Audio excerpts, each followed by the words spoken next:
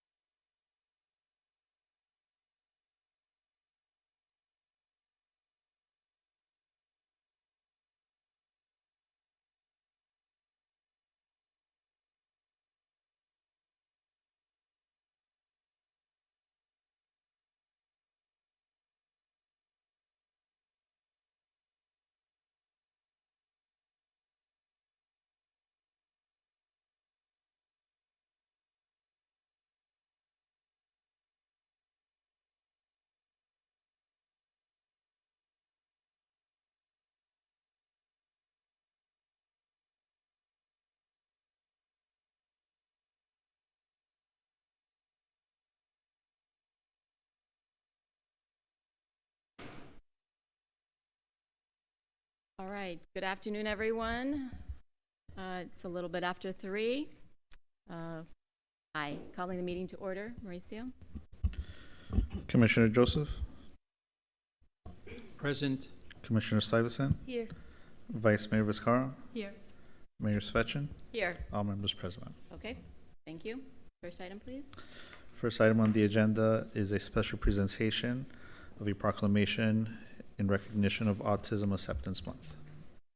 Vice Mayor? So this is Autism Acceptance Month, and every year we bring this forward. I've tried to bring in organizations from the community. We started with Un Paso a la Vez, and we've also presented to CARD, and today we'll be presenting the proclamation to Autism Speaks. We have Mr. Armando Ureña here to accept on their behalf. He is with the Executive Leadership Council of Autism Speaks of South Florida. And so I'd like to read the proclamation and then invite Mr. Ureña to come up and tell us about Autism Speaks and what, how autism is present in our community, and to tell us about their services. And then we'll take some pictures. Okay, so here's the proclamation.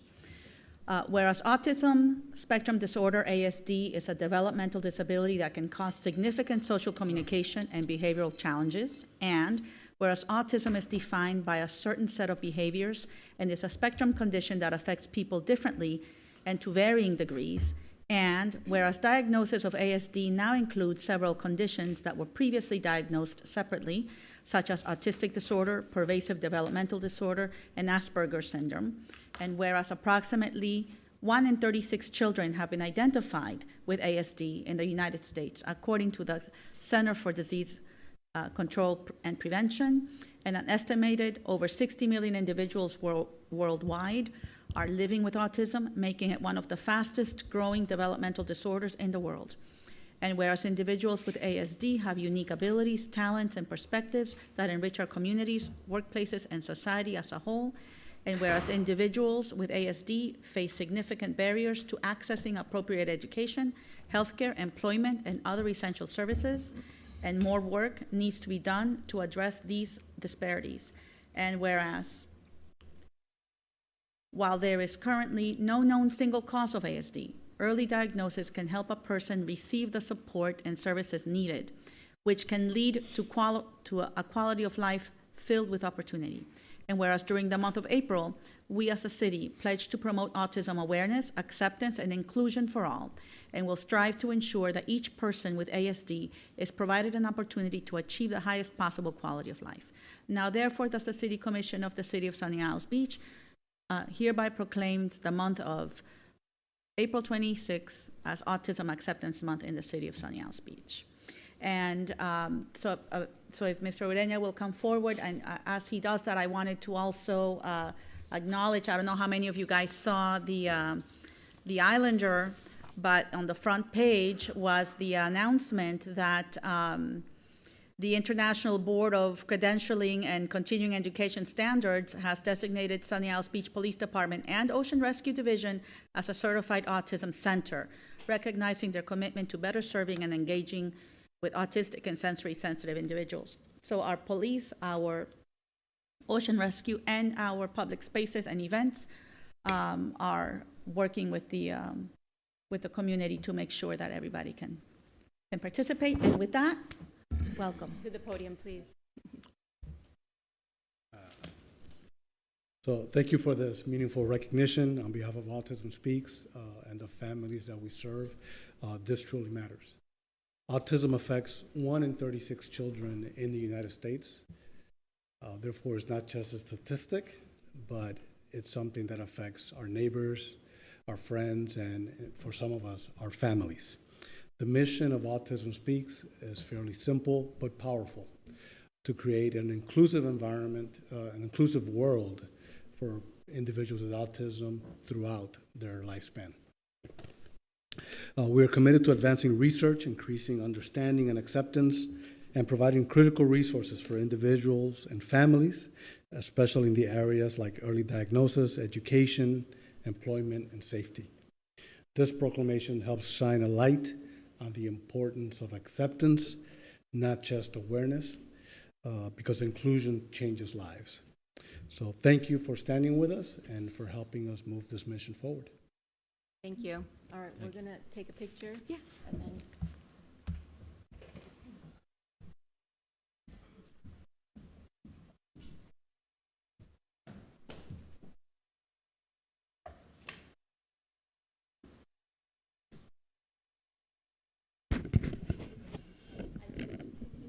It would be a little awkward. I want to recognize Commissioner Regalado that's in the audience. She's going to be speaking as well, but why don't you come take a picture with us now? It's more appropriate. Thank you.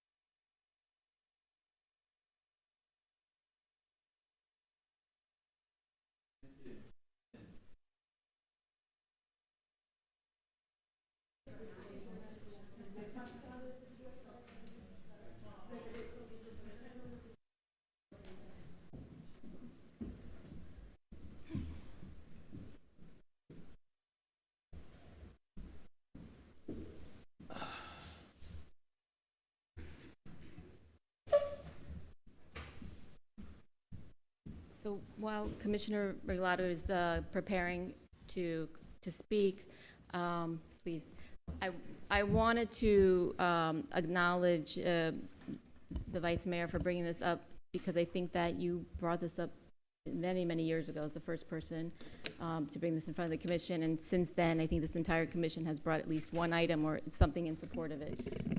So thank you for that. And I believe that Commissioner Joseph wanted to be added on to the proclamation. Yes, well. in years past, we've also had a family friend of ours who has an autistic son, and she's actually Terry Becerra. She has a program that she actually taught our ocean rescue and police officers regarding how to act around an autistic person. Yes, so thank you. Please, Commissioner. Thank you. Thank you so much. It's a pleasure to be here with you. My name is Commissioner Raquel Regalado, and I represent District 7 at the County Commission. I served as a school board member before that, but I'm here in my capacity as a very proud mother of 2 adults in the autism spectrum. So for those of you who know my story, my daughter Isabella was diagnosed after many years, A, of being nonverbal, and B, because of her age. Back in that era, women were not diagnosed as often as men, and we know that autism actually and neurodiversity does not see gender, so thankfully we've come a very long way. And then a few years later, my son Sebastian was also diagnosed. They are both very different in the spectrum, and they really have changed my perspective on life and made me a lifelong advocate for inclusion. So today I'm here to present the Florida Neuroinclusion Toolkit. So I created this, and I'm taking it to all of our cities and counties around the state, so that you can look at what we've done in Miami-Dade County and what I've worked on in the last 10 years and incorporate some of the things that you're doing, but also copy some of the things. Because one of the things that is happening is there's lots of businesses that are popping up and people that want to provide consulting to government on how to do this work. And that's great, but I'd rather that you spend your resources actually doing the work. So what the toolkit is it has an appendix with all the legislation, with all the work, with all the pilots, with the websites, with the data that we've done, so that everyone can emulate it and add to it. And I'm here to talk to you about a few of those things. So first and foremost, thank you for being one of the first cities to focus on training. Training is infrastructure. And when we talk about inclusion and neurodiversity specifically, one of the biggest challenges is that training, because how a neurodiverse person experiences the world is very different from how a neurotypical person experiences the world. And even though I have 2 autistic children and April is about autism acceptance, I've broadened that scope to include neurodiversity because a lot of autistic individuals have more than one diagnosis. So my daughter, for example, has ADHD, which is ADHD and autism. And a lot of autistic individuals have multiple neurodiversities, and that's actually very common. So in the world of neurodiversity, we have neurological delay, which is everything from dyslexia to autism, to Tourette's. We have Downs, obviously, and epilepsy, and there's a series of co-regulations there. And then we also have at the very top of that spectrum people who have traumatic brain injury, right? So you can actually become neurodivergent as a result of something that happens after birth. And then on the other side, we have folks that have neurological decline, and that includes dementia and Alzheimer's.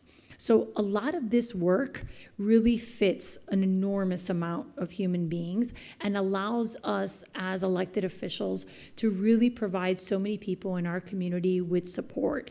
None of the things that I've done have created any new systems. Everything is within existing systems. And I think that that's very important, not just at this moment, but throughout, because government was really created in terms of providing services with neurotypical people in mind. And what I've done is find a way to change that so that we can service people that are not neurotypical and give them the same access. One of my first projects was all of our libraries. I joked with my colleagues at the time that as a parent of 2 autistic children, if you told me to meet you at a library, I would ask you why you hated me. Libraries are not welcoming places for neurodivergent people. But now in Miami-Dade County, they are. Every single one of our libraries, all the staff is trained. We have social stories for every single one. We have sensory spaces. We have sensory activities. And we've really gone out of our way to make these public spaces accessible to everyone in Miami-Dade County. In here, I also have a lot of different tools that we've used at the county. So one of the county's first programs was MIA Air, and that is a program where to any resident in Miami-Dade County, we provide a dress rehearsal experience through the airport.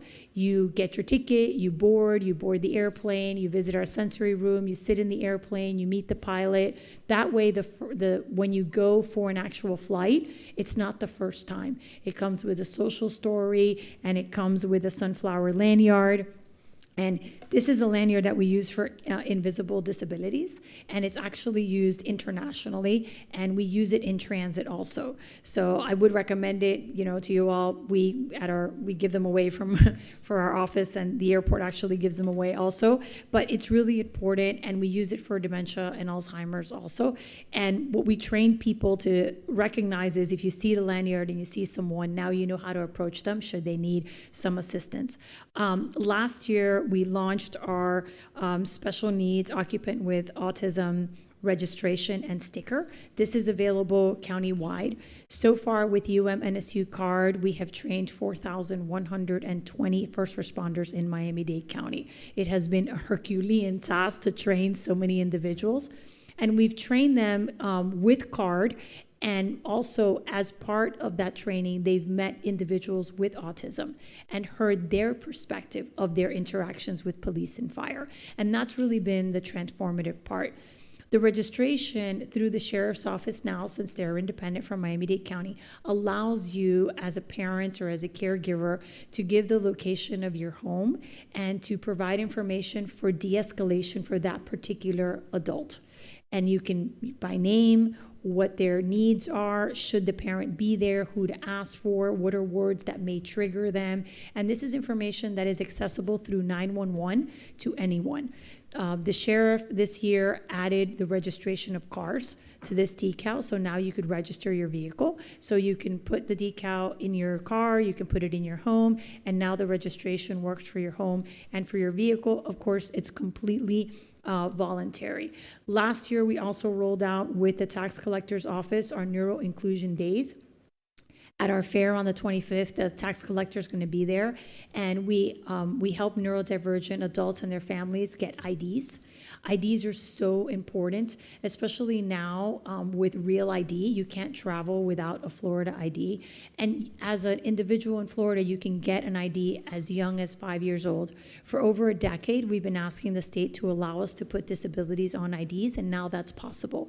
So now, with just a few documents from your neurologist, you can put autism spectrum disorder or just disability, if you choose, on your Florida ID, and it's a game changer for our families because you no longer have to worry about another card or another identification. And if they travel internationally, it qualifies as an internationally recognized document that proves their disability.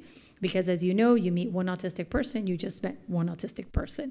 The other thing that the toolkit does is provide how to do social stories and how to create sensory events.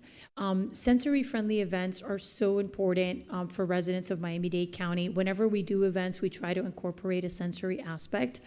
I've done mobile sensory units that we have as part of the county's outdoor events, but also sensory rooms in places like the youth fair and other county facilities.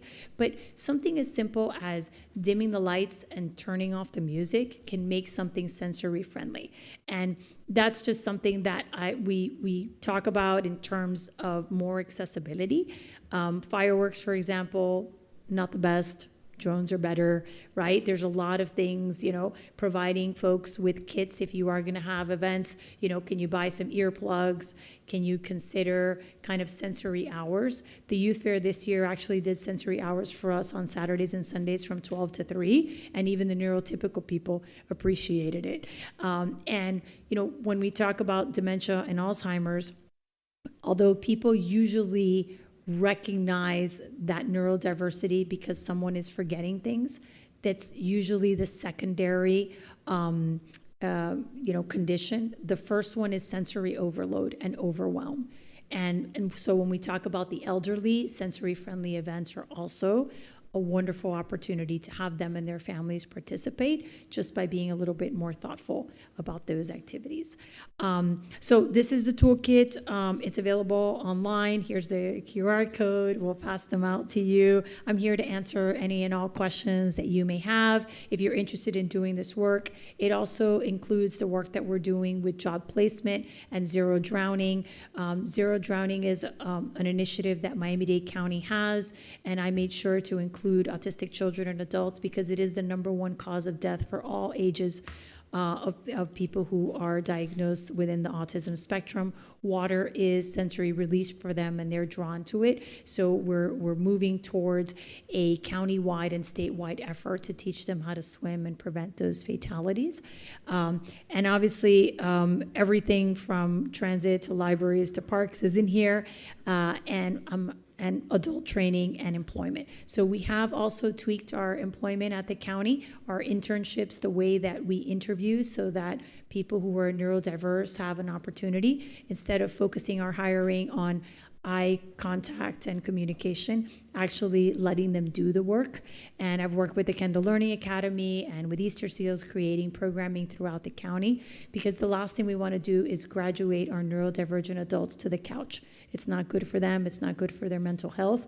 And unlike an elderly person that can go home and be taken care of by someone, the idea of after 20 years of having access to community and education, being sent home and staying there for 35, 40, 50 years is something that our community should not be doing. We know that it leads to schizophrenia, that it leads to a lot of other mental issues. So the big push now as we go into October is for disability employment opportunities and volunteer opportunities at all levels in government and in the private sector, and more adult programming that really recognizes that these are individuals that are going to live into their 80s and 90s. They can be productive, and productivity doesn't look the same for everyone. Adulthood includes employment, whether that employment is 3 hours or 40, and we just want the opportunity to have our children participate in community. I will tell you, 15 years ago, I would have given anything to have neurotypical children. Today, I wouldn't change a thing about them. They are wonderful human beings. They have made me a better human being. They have lovely minds, and Miami-Dade County has led for so many years as a place that is welcoming and diverse. We have diversity of culture, we have diversity of language, we have diversity of race. And what I think we should all focus on next is, intellectual diversity. People can think differently, and it's actually a beautiful thing. Thank you very much. Sure. Thank Thank you. you. Yeah. Anytime. And if you have any questions, No, I think Happy to field you them. covered a lot. Thank you. all right. Thank you so much. Thank you for Perfect. coming. We appreciate it. Our pleasure. Next item, please. Okay. Next item on the agenda is a presentation of a proclamation presented for Jewish American Heritage Month. And Okay. So this is my item. I believe that we have done this almost every year since I could remember, but I'm going to go ahead and read the proclamation. Jewish American Heritage Month is a time to recognize and celebrate the invaluable contributions of Jewish Americans to our nation's history, culture, and achievements. And whereas the city of Sunny Isles Beach has always strived to promote diversity, equity, and inclusion of all its residents, stakeholders, and visitors alike. And whereas the Jewish community has played a significant role in shaping the fabric of American society, enriching our nation with their diverse backgrounds, talents, and traditions. And whereas Jewish Americans have made substantial contributions to various fields, including science, medicine, academia, literature, arts, entertainment, business, technology, and public service, greatly impacting the progress and prosperity of our nation. And whereas Jewish American leaders and visionaries have tirelessly advocated for social justice, equity, equality, and civil rights, promoting a more inclusive and tolerant society for all Americans. And whereas Jewish Americans have demonstrated remarkable resilience, determination, and perseverance in the face of adversity, embodying the spirit of the American dream and inspiring generations with their stories of triumph over hardship. And whereas the Jewish community has enriched the cultural landscape of the United States through their vibrant traditions, festivals, music, and culinary heritage, contributing to the diversity that defines our nation. And whereas JHM provides an opportunity for all Americans to deepen their understanding of Jewish heritage, history, and values, fostering dialogue, mutual respect, and appreciation for the contributions of Jewish Americans. Now, therefore, do I, Larissa Svechin, as mayor, and on behalf of the City Commission of the City of Sunny Isles Beach, Florida, hereby proclaim the month of May as Jewish American Heritage Month in the City of Sunny Isles Beach.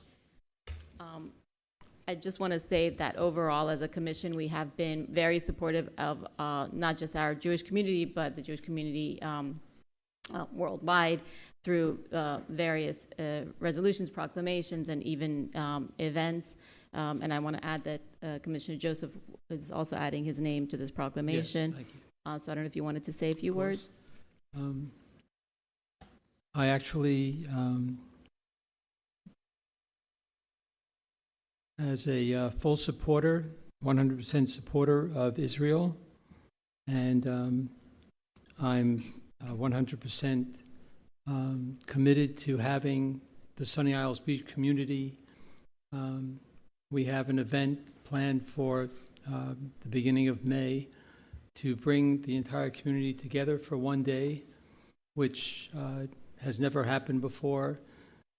We have different congregations and synagogues that celebrate events separately, but I'm hoping for May 5th to have everyone come together, and non-Jewish people as well are invited to join us to celebrate the achievements of the Jewish community worldwide, and also as one entire community to celebrate togetherness within Sunny Isles. Thank you. Thank you. Go ahead, Mauricio. next item is to see presentation of a proclamation recognizing Administrative Professionals Day. And I'll read that proclamation into the record, Mayor. Proclamation reads, whereas Administrative Professionals Day, observed on April 22nd, 2026, is part of Administrative Professionals Week, which recognizes the vital contributions that administrative professionals in workplaces across the nation. And whereas administrative professionals serve as the backbone of efficient and effective operations within government, business, and nonprofit organizations, providing essential support that ensures the smooth delivery of services to the public. And whereas these dedicated individuals demonstrate professionalism, adaptability, and commitment to excellence while managing complex tasks, coordinating communications, and supporting leadership and organizational goals. Whereas the City of Sunny Isles Beach recognizes the invaluable contributions of its own administrative professionals whose diligence and dedication enhance the quality of municipal services and support the mission of the city. And whereas it is a fitting and proper to set aside a day to honor and express appreciation for administrative professionals and to acknowledge the important role they play in strengthening organizations and communities. Now, therefore, do I, Lucia Fetchin, and as mayor, and on behalf of the City Commission of the City of Sunny Isles Beach, hereby proclaim April 22nd, 2026 as Administrative Professionals Day in the City of Sunny Isles Beach. Okay, thank you. The next item is 2D, proclamation for National Water Safety Month, and that proclamation reads, whereas water safety is a critical public health issue, particularly in coastal communities such as the City of Sunny Isles Beach, where residents and visitors enjoy access to beaches, pools, and waterways year-round, and whereas drowning remains one of the leading causes of unintentional injury-related death, especially among young children, and is preventable through education, awareness, and the implementation of proper safety measures. Whereas National Water Safety Month serves as an opportunity to raise awareness about the importance of water safety practices, including constant supervision, learning to swim, wearing life jackets, and understanding water conditions. Whereas organizations such as the American Red Cross, the National Drowning Prevention Alliance, and local public safety agencies work year-round to promote water safety education, providing life-saving training, and advocate for a safer aquatic environment. And whereas the City of Sunny Isles Beach is committed to promoting the safety and well-being of its residents and visitors by supporting water safety initiatives, encouraging swim education, and recognizing the vital role of lifeguards and first responders in preventing water-related incidents.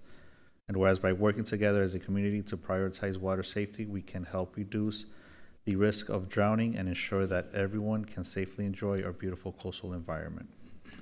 Now, therefore, do I, Lourdes Fetchin, and as mayor, and on behalf of the Commission of the City of Sunny Isles Beach, hereby proclaim May 2026 as National Water Safety Month in the City of Sunny Isles Beach.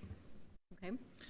2E is a proclamation recognizing Building Safety Month. That proclamation reads, whereas the City of Sunny Isles Beach is committed to ensuring the safety, health, and welfare of its residents, businesses, and visitors through the enforcement of safety building codes and standards, and whereas Building Safety Month is an international campaign celebrated each May to raise awareness about the importance of modern, regularly updated building codes and the role they play in protecting the lives of property. And whereas safe buildings are essential to resilient communities, particularly in coastal cities such as the City of Sunny Isles Beach, where structures must withstand environmental challenges, including hurricanes, flooding, and rising sea levels. And whereas building safety professionals, including inspectors, plant examiners, engineers, architects, contractors, and code officials, work diligently to ensure that buildings are constructed and maintained in accordance with the highest safety standards.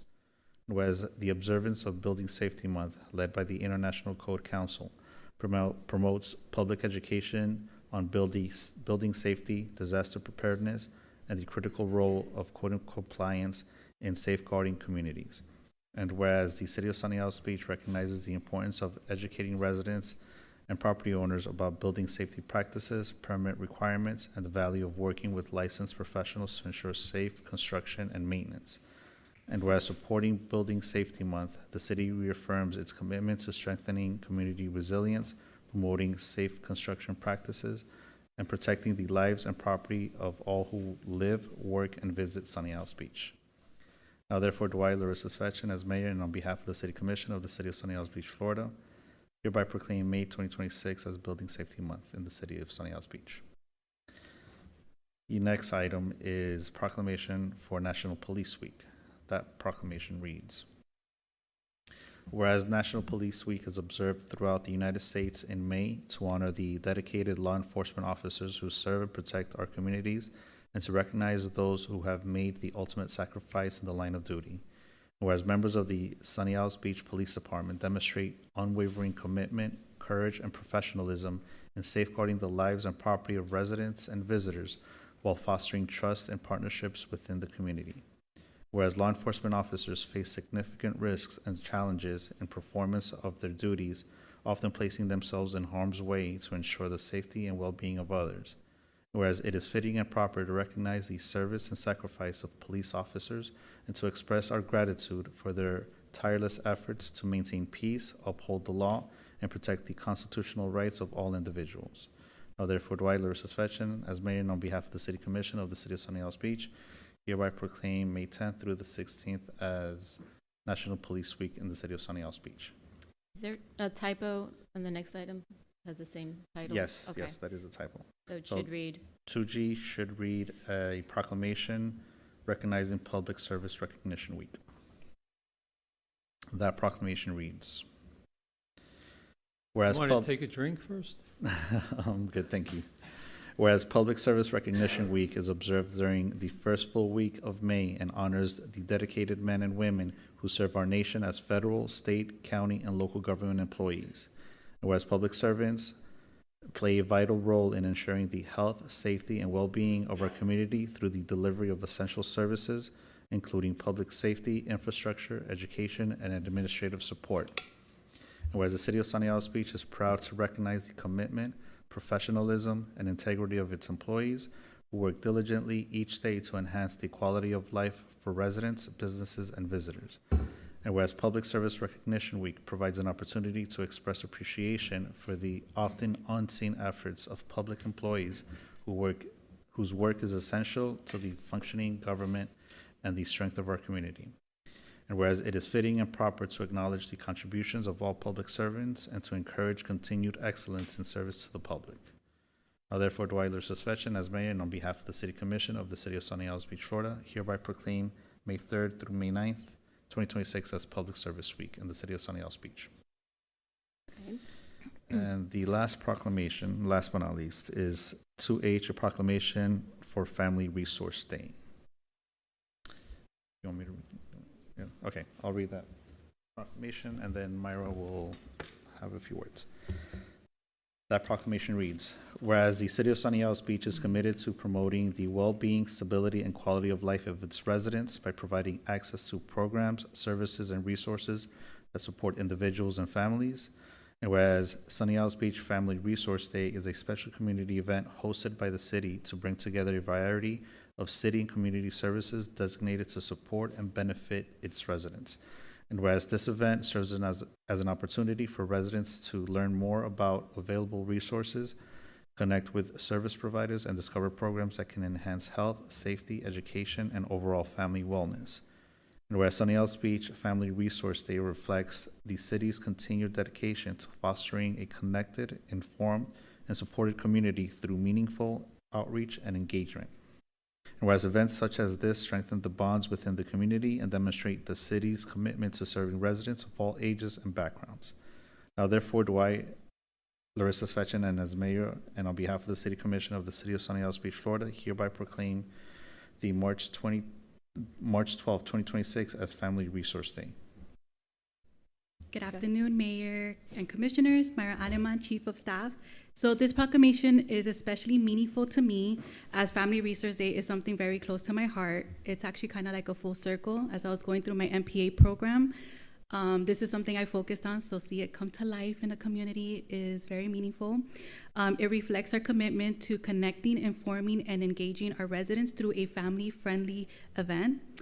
During this event, we bring together a wide range of resources from county and the state, while all city departments participate and showcase in an engaging and interactive way the valuable resources we provide to our community. Our media team prepared a recap video, which I will share to help illustrate the impact of this event.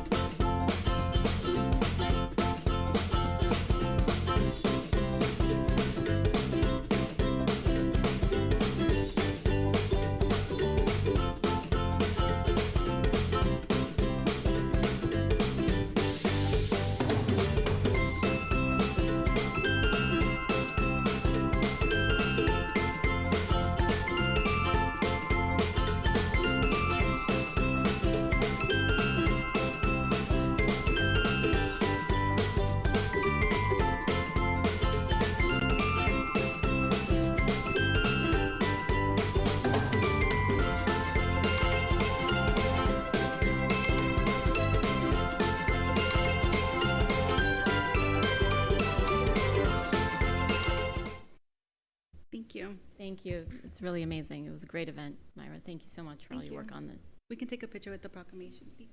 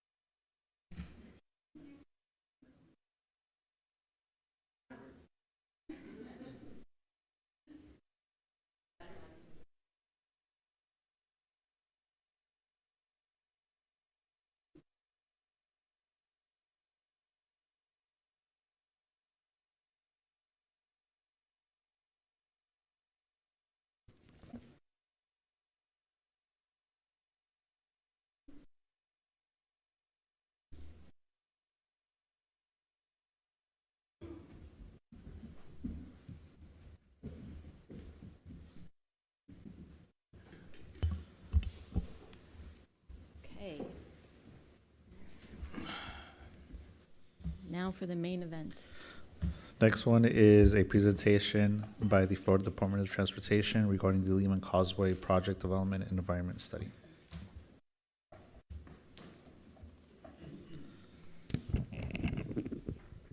Good afternoon, Mayor and Commissioners. I'm Jessica Cruz. I'm the FDOT Project Manager for the William Lehman Causeway PD&E study. And I have here with me Roberto Gutierrez. He's the Consultant Project Manager for this project. And also Veronica Paredes. She's the Community Outreach Specialist for this one. Thank you very much for having us here today to present this project. Do you have the slides? Can you go to the next slide, please? Oh, this one. There you go.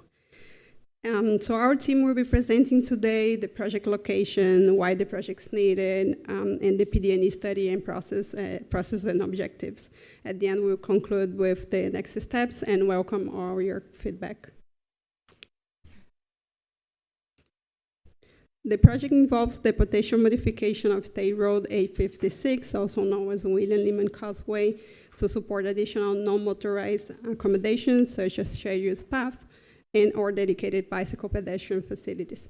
The project includes one bridge that acts as a point of connection between the coastal communities of Sunny Isle Beach and Golden Beach and the mainland city of Aventura. The specific limits of the project extends from State Road 5, also known as the US 1 and as Biscayne Boulevard, to the State Road A1A, or also known as Collins Avenue, in Miami-Dade County for approximately 1.7 miles. We would like to highlight the FDOT Compass initiative. FDOT is dedicated to maintaining and enhancing the state's infrastructure to meet the needs of both residents and visitors, now and in the future. The department focuses on critical areas like communities, safety, resiliency, supply chain, and workforce development to achieve this. FDOT recognizes the unique needs of each community, and it strives to create a transportation system that improves connectivity, enhances the quality of life, and aligns with a shared community vision. Roberto will now present the key project information, current progress, and the coming next steps.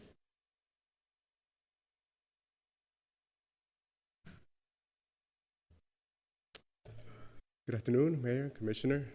As Jessica mentioned, next slide. Okay. So the purpose and need of this project is really to accommodate pedestrian and bicycle activity, and also improve the connection between the mainland and the coastal community. You can speak up just a little bit. Yep. Yeah, thank you. And most important, safety is part of our purpose and need. Please note that capacity improvements are not part of the purpose and need. The main focus of this study is to provide that connectivity for the entire limits of the William Lehman Causeway to accommodate pedestrian and bicycle activity and safety. This is the transportation project delivery process. We are in the second stage of the fifth stage to construction, which is called PD&E, Project Development and Environment Study. Here's really where we look at all the engineering alternatives. We look at avoiding, minimizing, or mitigating environmental impacts associated with the alternatives, and also comply with NEPA, which is the National Environmental Policy Act. And at the same time, public involvement, which is the reason why we're here presenting to the city today. When it comes to the actual PD&E study process, we are, let's call it somewhere in the middle. We started early 2025. We had our kickoff meeting back in May of 2025. Right now, as you can see, we are here in the engineering and environmental analysis where we're coming up with alternatives and laying out all the details to be able to present this to the public at a later date at our alternative workshop. And then after that, we're aiming to finalize the project at the end of 2027. This slide is very busy. As you could tell, there are a lot of constraints with this project. We have segmented it into two segments. Segment one is from the beginning of the project at US 1 to West Country Club Drive. We're calling this the at-grade segment. This is where we're anticipating a shared use path at grade on the ground, either on the north or south side of the causeway. And then segment two, we're calling the bridge segment. This is really where the facility starts going up, going over the intracoastal, meeting the vertical and horizontal clearances to reach the site of Sunny Isles Beach all the way to A1A. Some of the existing conditions, as you can tell, there is a lack of pedestrian and bicycle connectivity within the causeway because it is a limited access facility. There is no bicycle pedestrian connectivity from US 1 to West Country Club Drive, and there is a lack of pedestrian connectivity for the remainder of the causeway from West Country Club Drive all the way to Sunny Isles Beach. As Jessica mentioned, we have a big constraint here with the intracoastal bridge going over the intracoastal, meeting that 65-foot clearance. That will be one of the challenges with this project, to be able to accommodate that shared use path and also meet the requirements to cross this intracoastal. From the engineering side, we'll look at everything related to the engineering side when it comes to drainage, structures, lighting, and everything else. Main focus here is our alternative analysis process, where we are going to evaluate everything that was done in the past. There's a long history with this project, and we'll also be looking at new build alternatives that are either going to be in the north or south side of the causeway, or even within the median of the causeway as well. From the environmental side, we'll be looking at all the social cultural effects, cultural resources, natural resources, and physical effects associated with alternatives that we'll be looking into. And the public outreach is a very important part of this project. As you guys know, this project pretty much came from the request of both cities of Aventura and Sunny Isles Beach. One item I wanted to highlight here is really our project advisory group that we have for this project. It's really a group of champions that are be supporting and helping us with the outreach of this project throughout the PD&E study. We held our first PAG meeting back in summer of 25, and we had representatives from both the city of Sunny Isles Beach, city of Aventura, the police department, the Aventura Mall, very key stakeholders within the project area. And from the schedule side, as I mentioned, we began back in the beginning of 2025. We are ramping up to present all alternatives at the alternative workshop, and then our public hearing aiming to be in the summer of 2027, and then from there finalizing the project at the end of 2027. And in the meanwhile, we'll still be holding additional PAG meetings throughout the life of the project as well. And with that, I'll open it up for questions. And we have 2 QR codes here. If you guys want to find out more information about the project, it takes you straight to the website. And also, we have a survey if you guys want to have additional feedback when it comes to the Okay, I PDE. just want to make sure that that's going to stay up so that anyone Yes. online can access it. Okay, please, you have questions, go ahead. Yes. So are you intending to build a protected lane or an elevated lane? What is the Yes. proposal? Yes, as you noticed, the design speed is 55 miles an hour. So there is fast-moving cars moving along here. There's limited access facility. So the goal is to provide what we call a barrier-separated shared use path. And what that entails is having a barrier separating the vehicular traffic and the pedestrians and bicyclists. Right. So yes, it will be barrier separated. Okay. So I know previously there had been a proposal to FDOT from a Sunny Isles Beach resident, Ken Percy. Yes, met him on Tuesday. Yes. Oh, excellent. Yes. Okay. So you know about the elevated tram, Yes. and there's also the same type of allowance for bicycles and pedestrians to walk on his tramway. Correct. Yeah. So is that something that actually seems like a more viable option?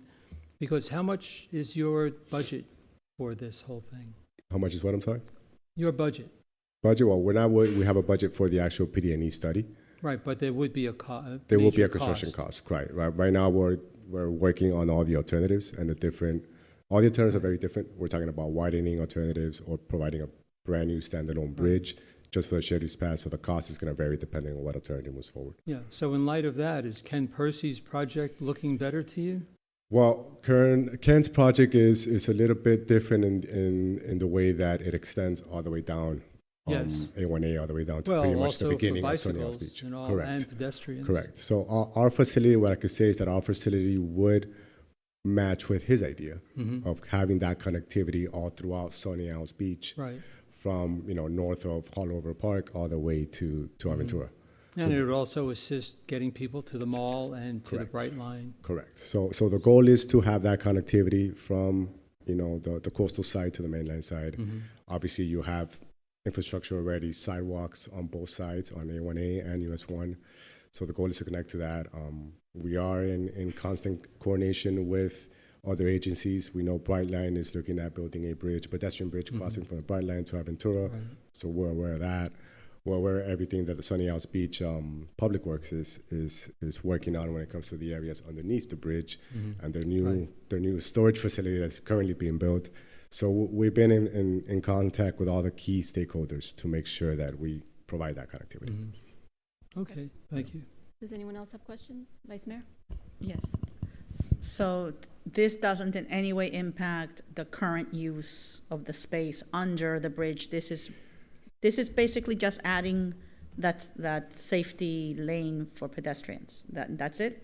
That's the challenge. So the Okay. challenge is there's many ways you can skin a cat, right? So as I mentioned, you can widen the bridge to accommodate the shared use path. You can provide a brand new standalone bridge that would have columns coming down in those areas. As you saw from the map, that has a lot of circles. There's a lot of constraints, including all the areas underneath the bridge being used on both sides of the intercoastal. So the challenge is to minimize those impacts as much as possible. But we are looking at alternatives that altogether avoid having any kind of new foundations or piles within those areas to minimize those impacts. Okay, so you're widening the Lehman One of the so that alternatives. there would still be a shoulder Correct, for the vehicles? Okay. correct. I did that walk to Country Club Drive once. It was enough. To and from, it's incredibly dangerous. And I'm surprised at how I see people on it every day, on their scooters, on their bikes, or sometimes just walking. And it is a lack of connectivity. I think the mall employs a lot of people. There's schools and and jobs. I personally work in Aventura as well, so I Right. take the leave, and that's why I see these people all the time. And I can tell you that one time I cured me. There is no way that I would ever purposely do that. I mean, it's because my car ran out of gas or something like that. I would have no other option but to do that. It is very dangerous. We have a lot of distracted drivers, and I mean, it was frightening. I could not wait to get off it. So this is a good. This is good, but it does take time, and we hear people complain sometimes. It's like, oh, things don't move fast enough, but you want to do it right. You want to do the studies, and just widening it and adding a lane takes years. Right. So I just wanted to mention that it's not just us. That's just how things work. So thank you. Appreciate it. Mm-hmm. Commissioner Stevenson, do you have any questions? Yeah, I have a few comments. So it was in July 2023, almost 3 years ago, when Kim do the presentation. So I want to understand a little bit about the process, because you said that the city requested to be part of this conversation. Many years ago, yes. Okay, I want to understand a little bit more about how we got to that. Maybe not by you, by the city staff, how we got there, because like I said, 3 years ago, we brought up that conversation. Came and he did his presentation. 3 years later, we are in the same, but we just lost that time. So I just want to understand a little bit of the process, how we got there. If you don't mind, I could Please go add. ahead, Okay. sure. So there's a long timeline here with this project, and I will go back all the way to 2012, where DOT looked at a pilot program to add bicycle usage on the shoulders of limited access facilities. There were 3 of them that they used as pilot programs, the Causeway being one of them. That was back in 2012. That pilot program probably ran 2 years. They did additional studies to make sure that understanding the safety associated with having those bicyclists for those 2 years there. And that safety study came out in 2014. The bicycle usage maintained to this day, that you see the markings on the shoulders. So to this day, bicyclists are allowed to use the shoulders on the causeway. There was a TPO, Miami-Dade TPO study that was done, I want to say maybe 2020, I may be wrong with the dates, but back then, that was a larger area that was covered by the entire county, looking at improving multimodal connectivity from the coastal to the main line throughout the entire county. So we're talking about all the way from Miami Beach, all the way to the limits of Miami-Dade County. And in there, the causeway was brought up as one of the areas that may be used to improve connectivity from the mainland to the coastal. From that resulted in the involvement of both cities, of City of Aventura and City of Sunny Isles Beach, to make sure that DOT continues that investigation on how we can provide that connectivity. So it's a long history of it. So you guys reach out to us. Well, the cities reached out to the TPO, and the But which is TPO part of- obviously works with the That's what I department. don't believe. Maybe you are the person to answer my question. I want to know how we got there, us. Because like I said, 3 years ago, Ken was completely dismissed when he came and he did his presentation. We lost 3 years of having this conversation. He was also in conversation back then with TPO, and he went there and he met everybody who was in the board back then. I remember because I was there when he was there. That was Right. in 2023. And that's my point. We lost 3 years of being able to do something, knowing that we have that problem. I know that you are aware by now because we had that conversation about what we had to do with the scooters here inside our city. So this is being part of a long conversation. My point is that it's not that government moves slow. People move slow, and by design, by not making the decision that they have to do when they have the ability to. So my point is that I want to know how we got to work with you guys. I want to understand the process internally from the city staff, who reached out to and when. My question is why the project that we had 3 years ago, just to start the conversation, was completely dismissed, and now we are having this conversation. And that's not with you, but thank you for that. Okay, so just to get clarification, Commissioner Stevenson, you're Yes. asking the city manager when there was the first conversation about Sure, having a yes. bike path? No, not going to have it. When we start having the conversation with the consultants to start being part, because when Ken was here back in 2023, I watched the video today to just refresh. He was also in conversation as well with Aventura. And now, like I said, we lost 3 years because we had somebody willing to start all this and we completely dismissed. And he's a world-renowned expert into this. So my question is right now, when is it that we suddenly decide that we want to be part of this project? Okay, Yeah, can I just say something? let the city manager answer that question if he can, because I don't know if there's an actual date that you can identify. No, I don't have a date exactly.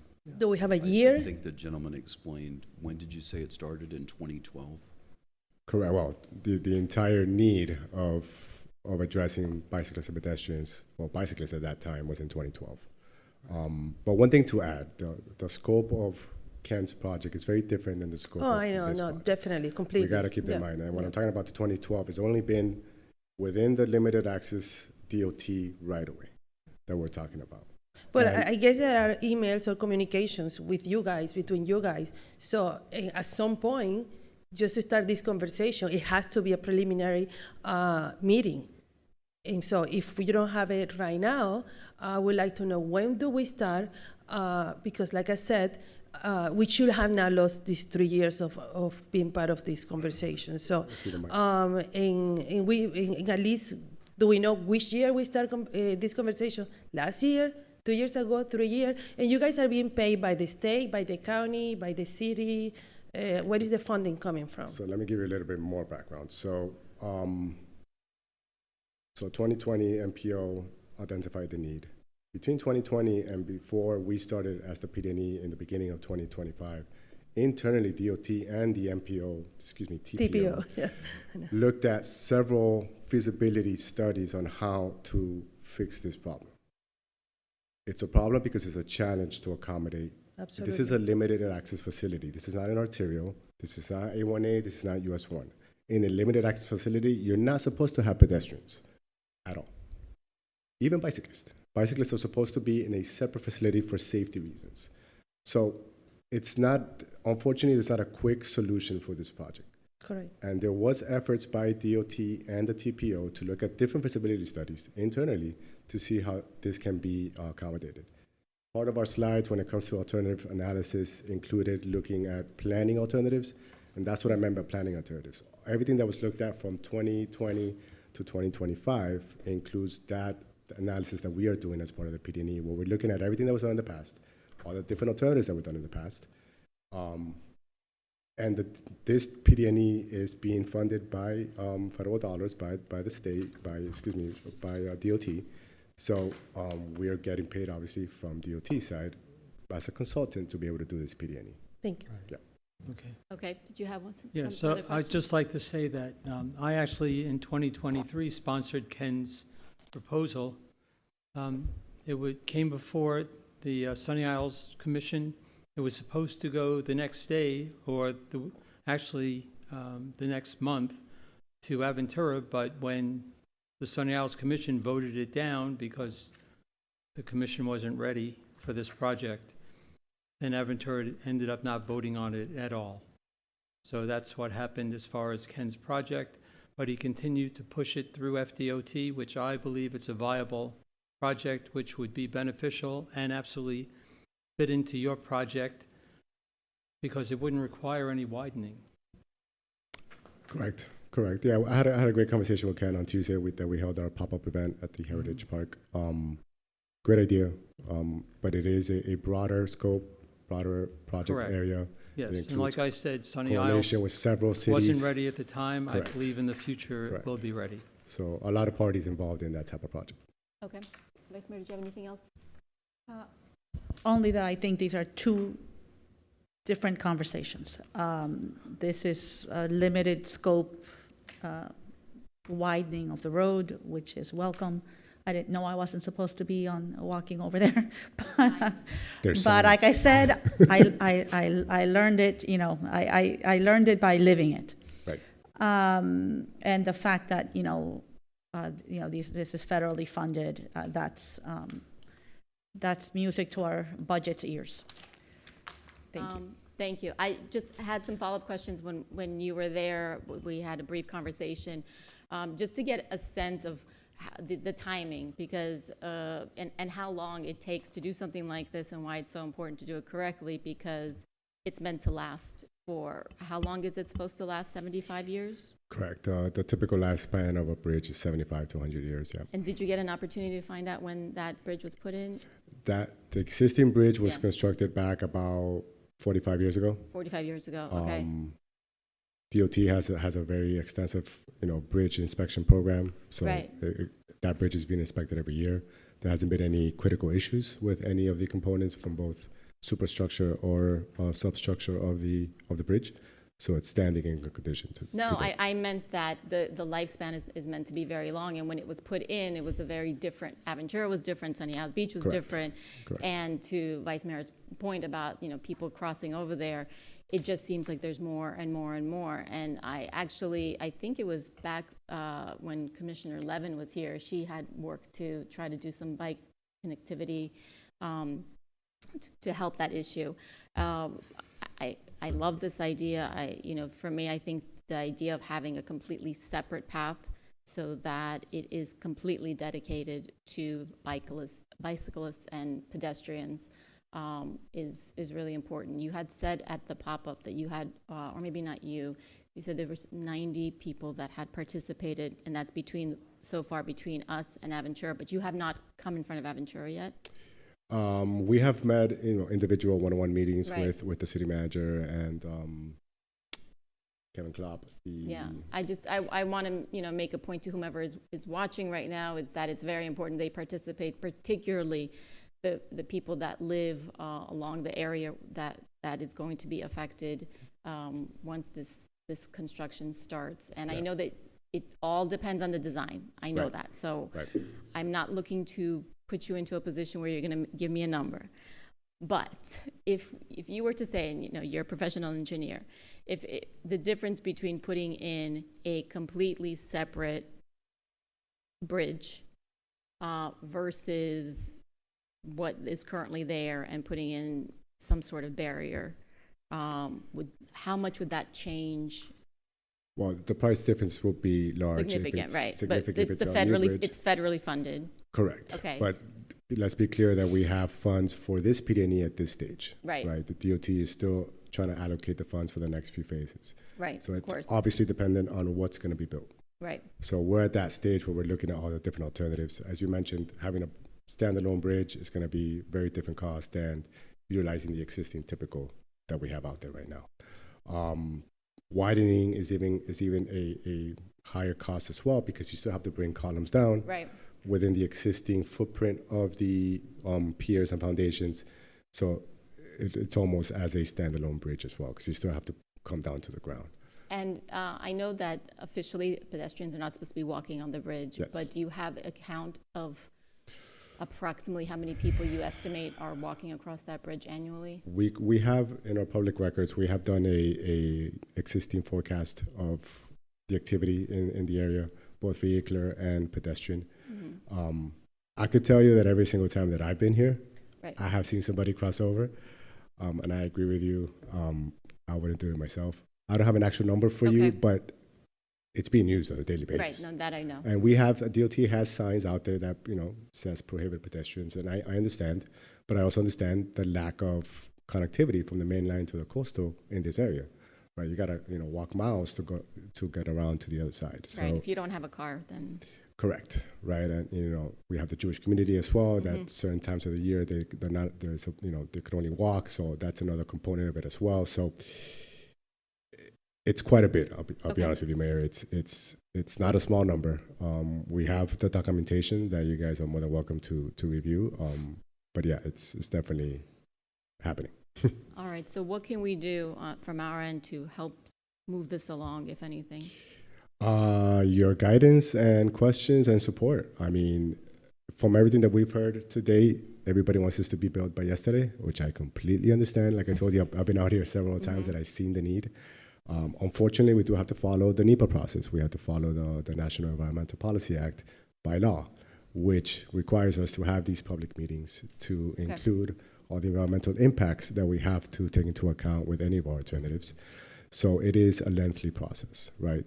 Just the PD&E side. And then from there, we still have the design of the actual facility and then the construction and right-of-way in between if there's right-of-way that may be needed for the project. Okay, all right. Thank you very Thank much. you.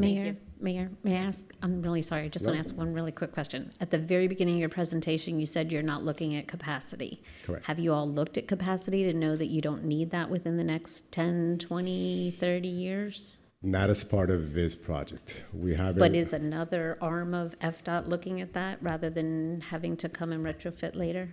I can't answer you that because I'm not aware of any studies or any kind of feasibility study that's being done to see what the traffic is out here on the layman itself. From our scope, and this PD&E study is strictly to accommodate pedestrian and bicycle activity. Obviously, we are doing a traffic analysis report that will, give you all the existing information, what's happening from the causeway side, and how many vehicles a year are going by it. But there's really no forecasting done from our side to determine if there's a need to add additional lanes or anything of that sort. Thank you. And Commissioner Lama has joined us through phone. Does he have any questions? Commissioner Lama? Yeah, I'm having a hard time listening, so I'll get with staff. Okay. So I'll discuss with staff, yeah. All I'll right. be there soon. All right, thank you. Thank you. Bye. Thank you very much. Thank you, guys. Okay, Thank you. all right. Okay, next. We are at 4:14. I'm assuming we're okay to keep going? No objections? None? No. Okay. Next item? Next item is 2J, audit presentation for fiscal year 2024-2025.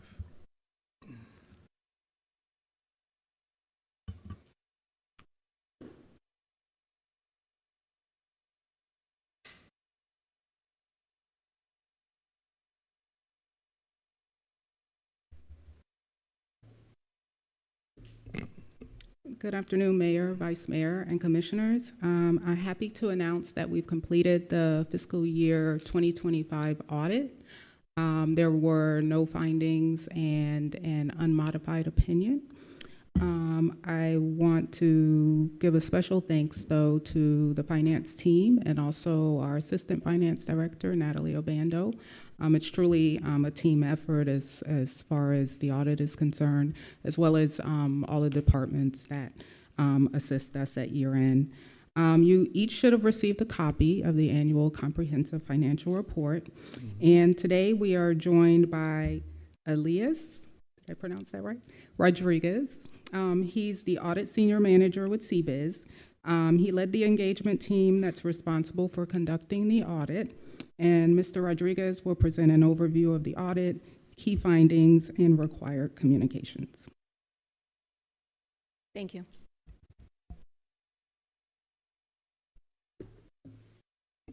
So I want to take a moment to thank Tiffany for pronouncing my name correctly, which is, believe it or not, it's actually not a common thing. In Miami, it's easier, I mean, obviously, but I'm from Broward, and it never really happens. Anyways, as she mentioned, my name is Elias Rodriguez. I'm the senior manager that was working with the Sunny Isles audit for the fiscal year ended September 30th, 2025. I'm here to present the annual comprehensive financial report. You could just speak up a little bit. Oh. I know you're really tall, so it's... Yeah, no. I'm here to present the annual comprehensive financial report of the city for the fiscal year ended September 30th, 2025. This should be on your agenda packet. I'm going to make reference to some pages. It is a big document. It's over 100 pages. I'm not going to go over every page, so just some key areas. The first area I would like to go over is going to be on page 1, and that's going to be the independent auditor's report.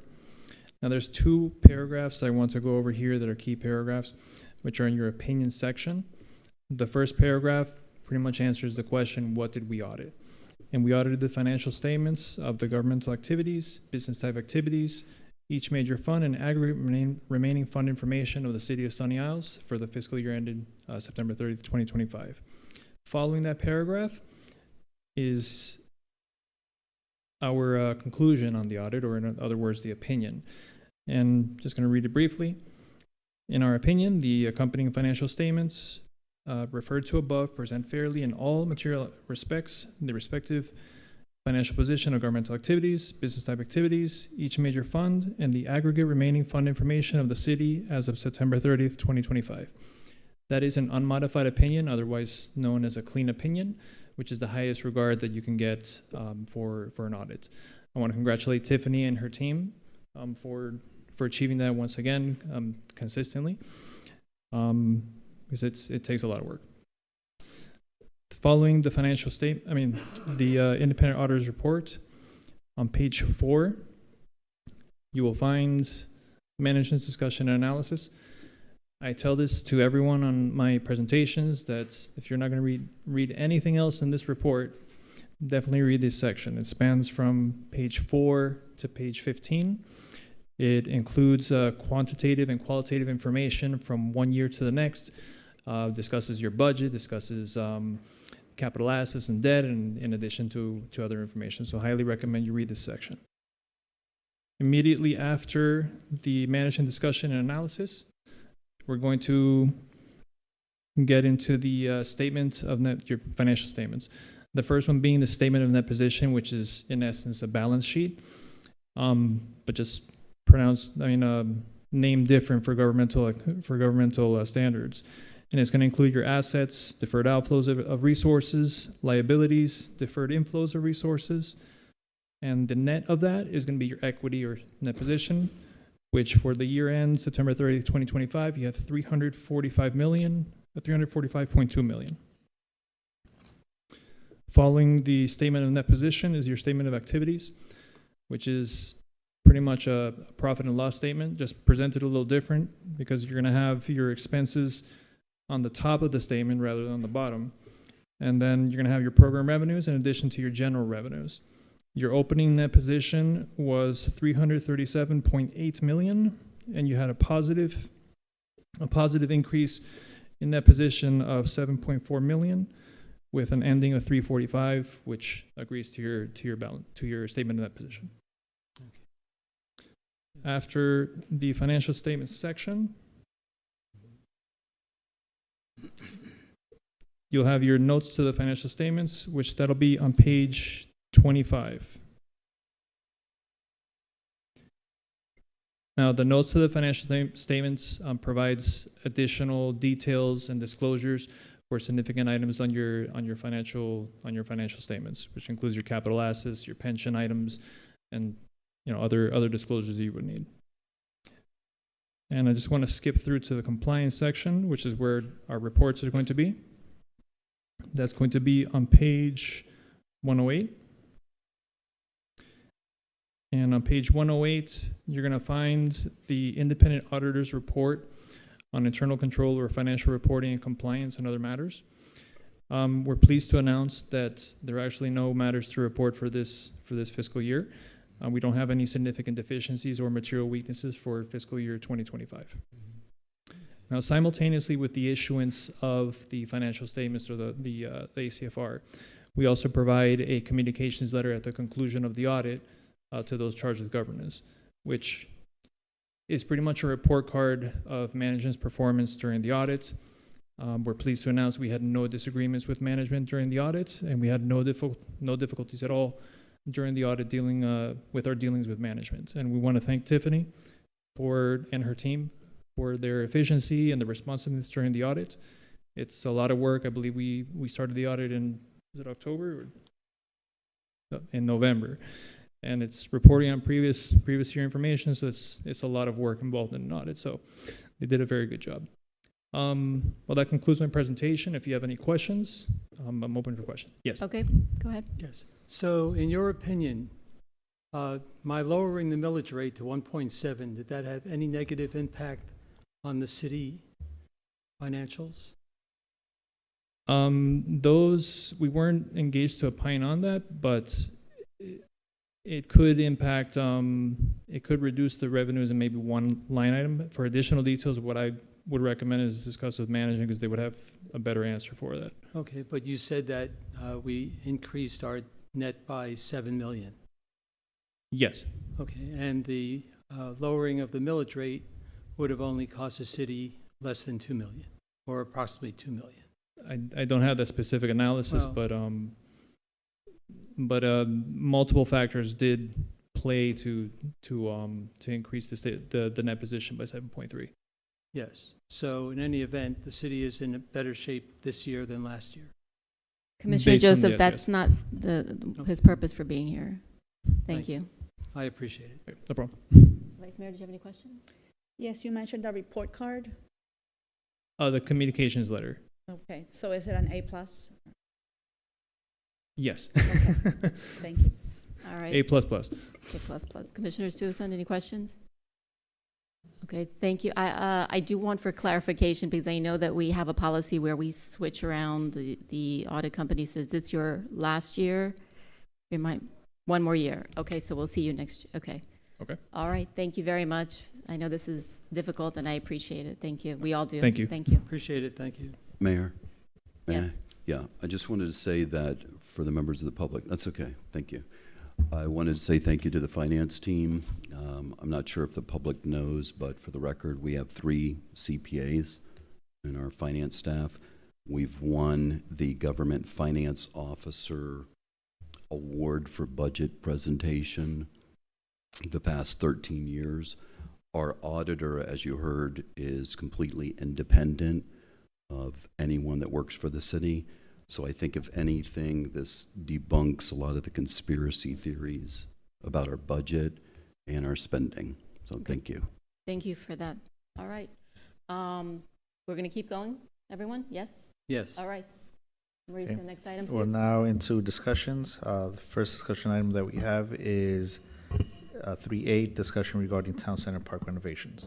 Okay. Is that you, Deputy Manager? If Or- I may. Please.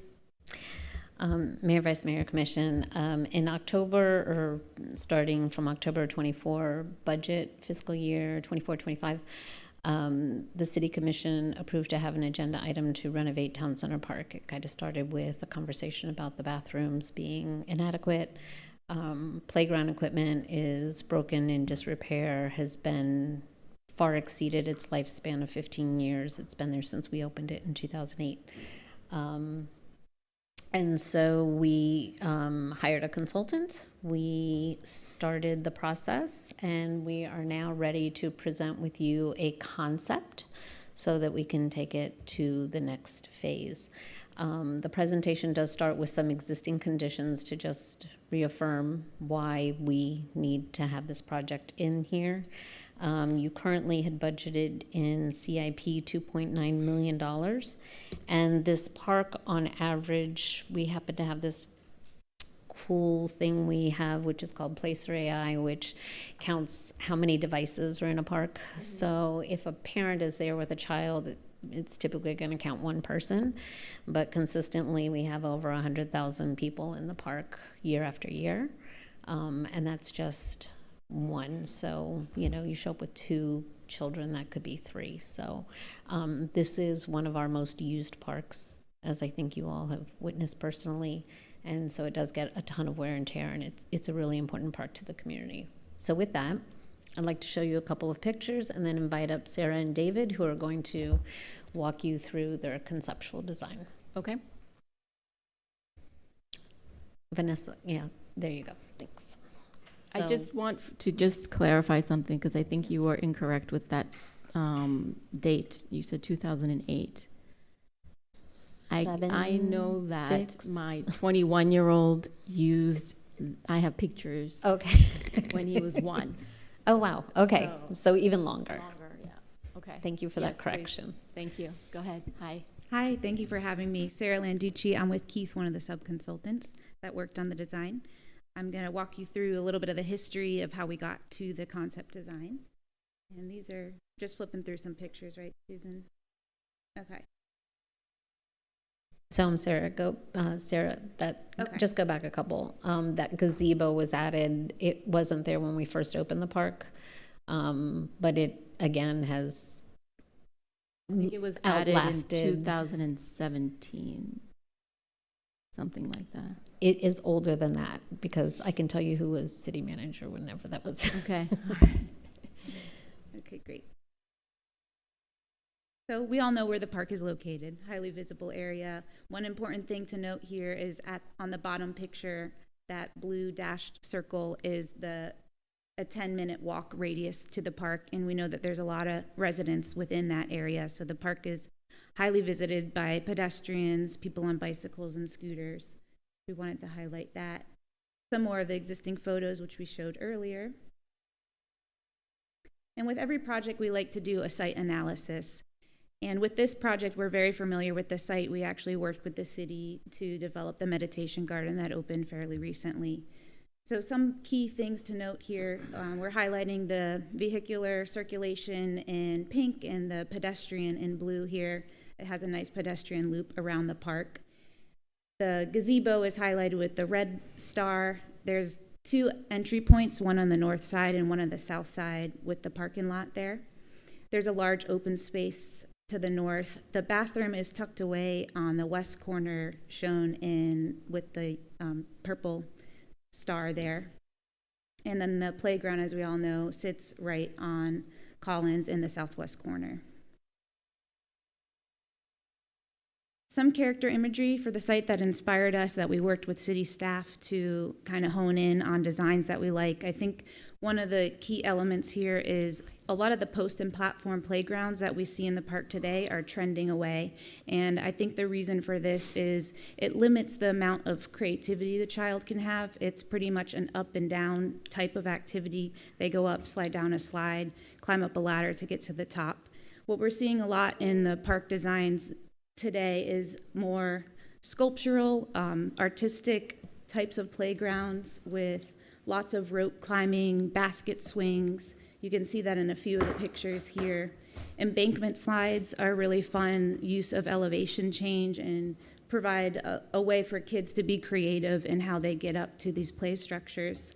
The bottom middle picture is DC Alexander Park. We just completed that project last year. It's on the beach in Fort Lauderdale, and we actually were able to meet with city staff there to talk through the design, show them the custom playground that was designed there.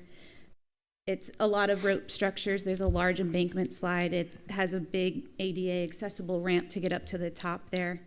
It's a really fun park. It's on the ocean, so it has similar characteristics to what we have here at Town Center. We're also showing some misting areas, the bottom picture with the colorful archways, which provides a space to cool off, but it's also shown as a more artistic piece and iconic element to the playground there. So before I get into the details of the concept design, I want to give a little bit of history of this area.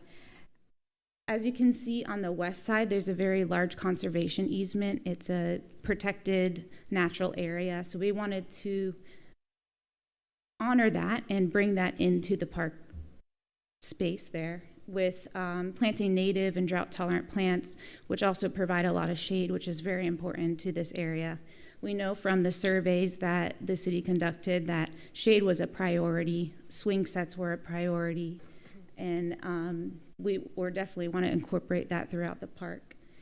The meditation garden has these eccentric circles shown throughout, so you'll see that in the overall picture. We wanted to tie those two in together and create this more modern kind of abstract design with these circles as the theme, which kind of odes to the ocean and the waves with these organic walkways throughout. So starting at the southwest corner where you see the number 1, that's where we're envisioning a very iconic plaza space, something that's very memorializing for the city. And this plaza is at the corner of Collins, so a very highly trafficked area. We're envisioning this area to be open, not fenced off, so with some seat walls, monument signs, just a gathering space for people to hang out in and decide which direction they're going, just a nice shaded area. And then that diagonal promenade that leads into the park, that will be where the gate starts to enter the playground. So along that promenade, a shaded walkway that leads you into another smaller plaza space with movable furniture. You can see one of the big moves here is moving the restrooms, apologies, from the west corner to more of a prominent location on Collins Avenue where number 5 is. Yes, number 5. And that is a restroom building, which David will speak more into, but has an incorporated shade structure with some furniture. And then as you're heading into the play space, there's a large specimen tree with some integral seating for parents to hang out in the shade or children. And then in the large blue circles, 8, 9, and 10, this is where we're envisioning different levels of play from ages 2 to 5, 5 to 12, swing sets, the embankment area with the contours on the north side there. I know it doesn't look like there's shade in there, but that's because the equipment has not been chosen yet. This is very conceptual level design. So once we get to that point, we will discuss integral shade structures, fabric shade structures to that space there, because we all know in the heat of the summer, if an area is not shaded, nobody's going to use it. So that's very important in the design. And then just north of the playground, number 13 there, is a more quiet picnic area. And we wanted to make sure that this playground wasn't just for children with kids, that we have areas for seniors and people to go to that do not have children to seek a little bit of quiet shelter, have a picnic, and have a nice buffer between the playground there. We're also showing an open, flexible lawn, a place to kick a soccer ball or throw a frisbee, also a place for the city to program markets or whatever events they need to, a flexible space there. There's a maintenance facility in the north side, number 19. And then as you come down to the east there, we're keeping open that pedestrian access. So the main access will be at number 1, but also on the north side, there'll be an access point there with another shaded plaza space. And at either of those accesses, we'll have bike and scooter parking to make sure that you have a place to drop your bike and then enter the playground. And then just south of the building at number 11 is an exercise equipment area. And then number 12 is where we're showing that fun Mr. art sculpture down that pathway that leads you into the playground. This design also incorporates a larger parking lot with about 10 more additional spaces. So in closing, we think the concept really represents a thoughtful and forward-thinking investment for the city. It strengthens Town Center Park's role as a civil anchor by creating a safe and engaging environment for all residents. So we think it's not just a playground upgrade, but it's a community asset designed to serve residents for today and the future. Happy to answer any questions, or we can go to David to talk about the building as well. Thank you. Why don't we start, let's talk about the building, and then we'll do the questions after. Good afternoon, everyone. My name is David Shawari. Thank you, Mayor, Commissioners. Thanks for having me. That's right.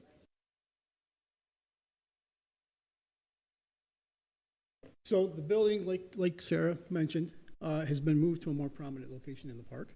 Right now, it's kind of in a corner. So it might actually be too small for the park right now. So we are basing our new design on a new prominent location. So the building is obviously going to be pleasing to look at. So we are planning now for an occupant load of around 300 to 400. I think that's where we last talked about. So we've got 3 stalls per men and women, and the entire building is covered with a canopy, so folks can come in from the sun in the mornings and the rain in the afternoons. We'll also have drinking fountains here. We had talked about a little bit of storage space, so maybe that will come in later on. But really, it's just a place to come and get out of the elements, get some shade, use the facilities. Right now, we're planning on just simple reinforced masonry construction, concrete roof. There was some discussion about a green roof. I'm not sure where that's at right now, but that can be accommodated. It's also, I'm showing two different options here. The one up top is a more standard stucco finished building.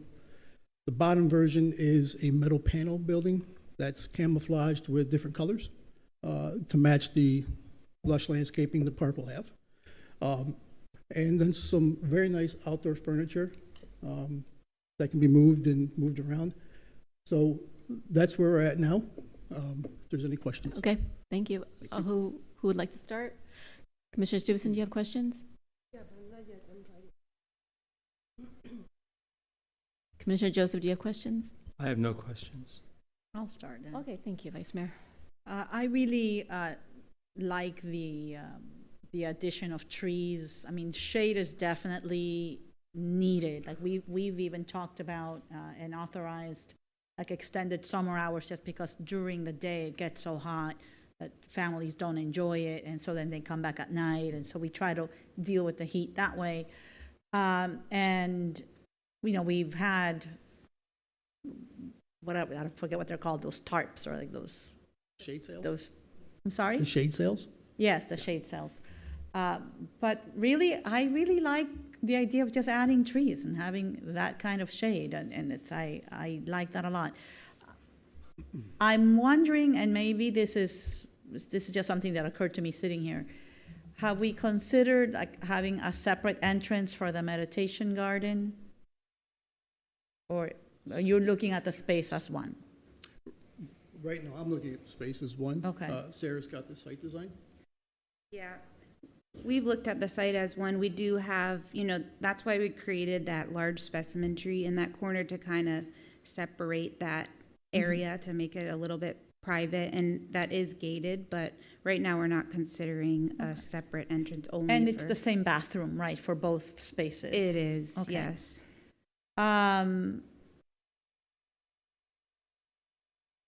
And I think that this is, I mean, we can try to accommodate adults, but I mean, that's why we added the meditation garden with that idea.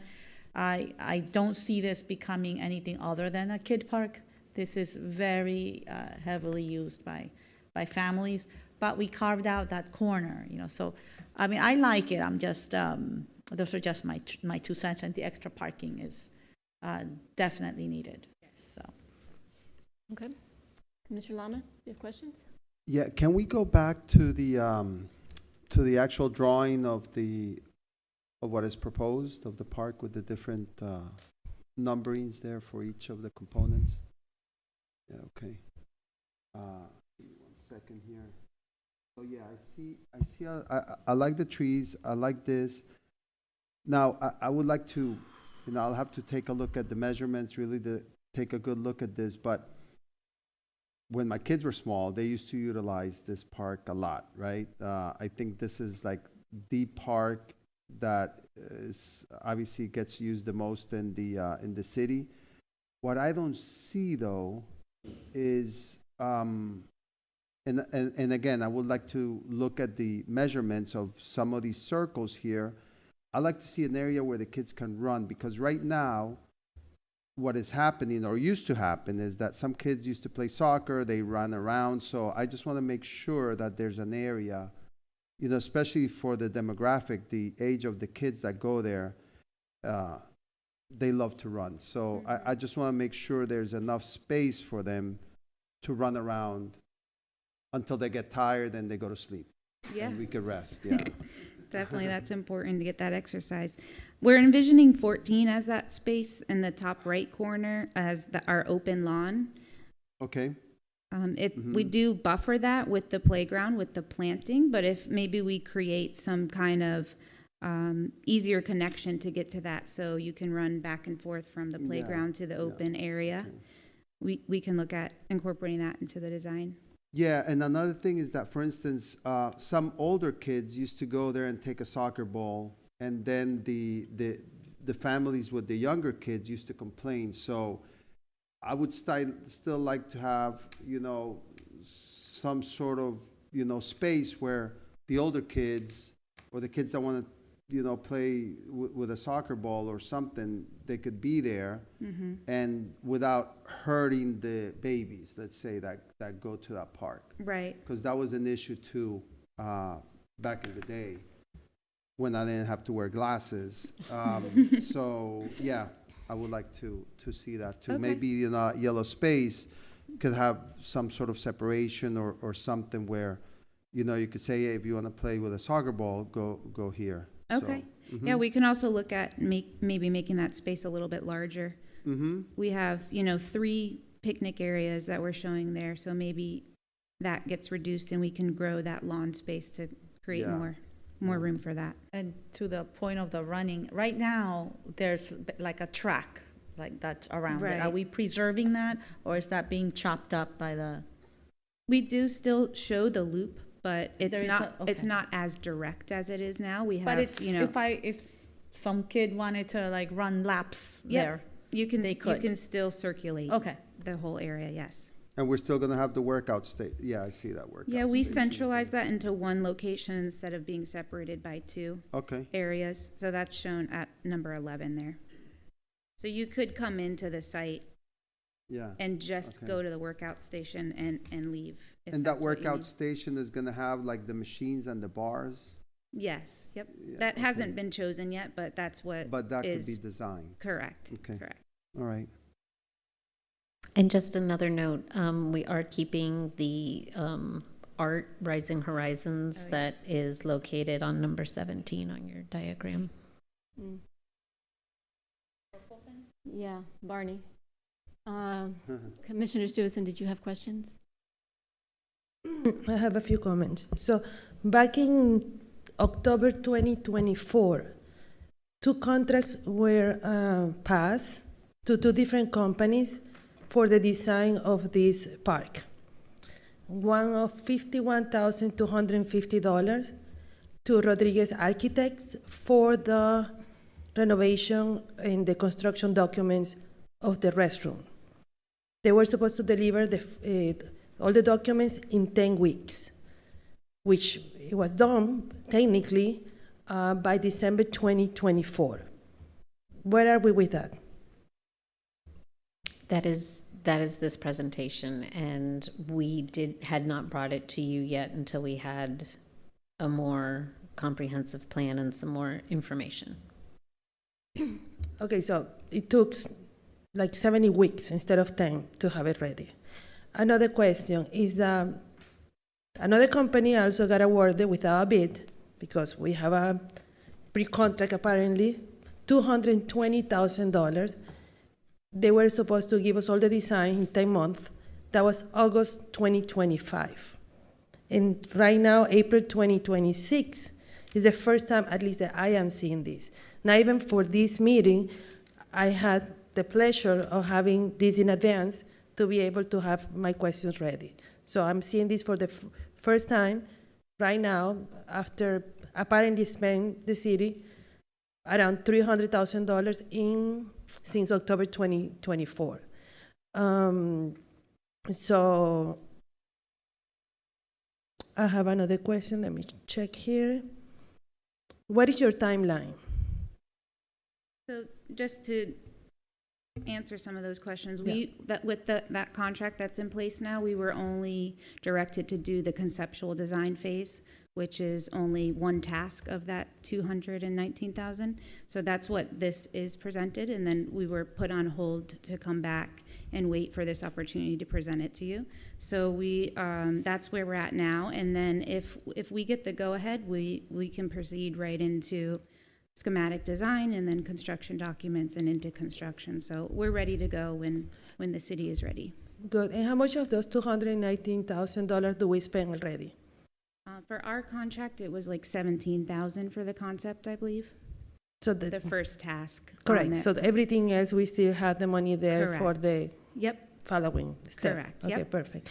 And once this gets approved, with whatever modifications, the timeline, when do you think it should be, or we should be starting the process of construction? And how long will it take? According to the country, it was 4 years, so I don't know if that continue being the Right. same. I mean, we'll have to go through permitting and approvals at the city level. Hopefully, we can do that within a year. Correct, yeah. I think Sarah's got the bulk of the work. Architecturally, we can get this done in 6 to 8 weeks, up to construction drawings, up for bidding. Bidding usually takes about 4 weeks on average. Construction can take probably a year. Okay. No, I don't have any other question for now. Okay, Commissioner Joseph? Nothing. Okay, I have a few questions. I think every single one of us has had kids use that park extensively. So I'm going to speak from what I've heard and from my own personal, and it's been a while. So as far as the shade, one of the things that was very frustrating that I heard for over and over is during hurricane season, we would have to take it down. And that's when it's the hottest. So if there's any opportunity to create like natural canopies, I know that often it has to grow into that, but I'm thinking about like the Meridian Avenue in South Beach, Miami Beach, that like covers the entire street, something along those lines. Swings, if there's any opportunity to add like literally swings everywhere, it's huge for this communities, the swings. To Commissioner Lama's point, the number 14. Something that continues to come up is that we don't have enough areas to play soccer. So I don't know. I know this is concept. So just to consider how much of our community uses, soccer fields. And I know that this primarily is probably, and correct me, Susan, if I'm wrong, more of a 0 to 10 years old area, probably. Not necessarily, the teens aren't using it, and we're really trying to keep it to the little kids. Redevelop parks instead of having the same thing in every park. Right, make it specific for that age. Correct. Yes. Right. So to my point, and I know that maybe my colleagues disagree, but like the exercise equipment, I think that we're trying to do too much. Like we're trying to add something for everyone, and I think that was put in originally many years ago because we had a community of seniors that was using it, but now we have a lot of senior programming that allows for them to move around. So that's, from my end, a consideration to either take it out completely or potentially find a place in the meditation garden for it. The same thing with the picnic tables. I think that area in the meditation garden is completely underutilized. And if there's even a way, to the Vice Mayor's point, to allow for a separate entrance so that it's clear that is for, the adults. I'm very glad that the bathroom is going to get upgraded. I'm not sure that I agree with the central location of it. It seems to have a very central, place. And it's a restroom. So I think that if anything, that's where I would potentially, the very cool pictures that you showed of, the water feature or whatever that was, I think that the restroom could be moved, to the side. But definitely we need more stalls for that. And whatever it is you come back with as far as design, I know it's not possible because we live right on the ocean, but the most, least corrosive kind of materials, so that we're not forcing commissions after us to have to keep paying for upkeep. I think that's, I know it's still concept, but thank you. It's a long time coming. Let me piggyback. Sorry, go ahead. Go ahead, Yes, Vice thank you. Mayor. So thinking ahead and thinking regarding Heritage Park that we might look to redevelop at some point, I would like to see the memorial wall at Heritage Park move to the meditation garden in order to free up Heritage Park for other projects. Okay, Vice Mayor, did you have anything? Yes. just to keep this in mind, with regards to the exercise equipment, I don't know who uses that. I mean, maybe it is used. I just don't know who does. I think kids jump on it just because it's there, but they're not. So I don't know if it's intended for adults or not. But we are going to have some at the sports court. Right. So we're already going to have some exercise equipment at the sports court. So I think if we're looking for wiggle room, that might be a good thing to look at. But I would ask that you keep the pull-up bars because those are popular. Okay. Is this the only rendering that you guys have, or you have more details? This is all we have for right now. That's it? Yes, for the concept. Okay. But if I may, the reason for that is because, time is money. So we did not want them to come with a bunch of different options and then still have no consensus. Right. So based on this conversation, I do have a couple of follow-up questions. Sure.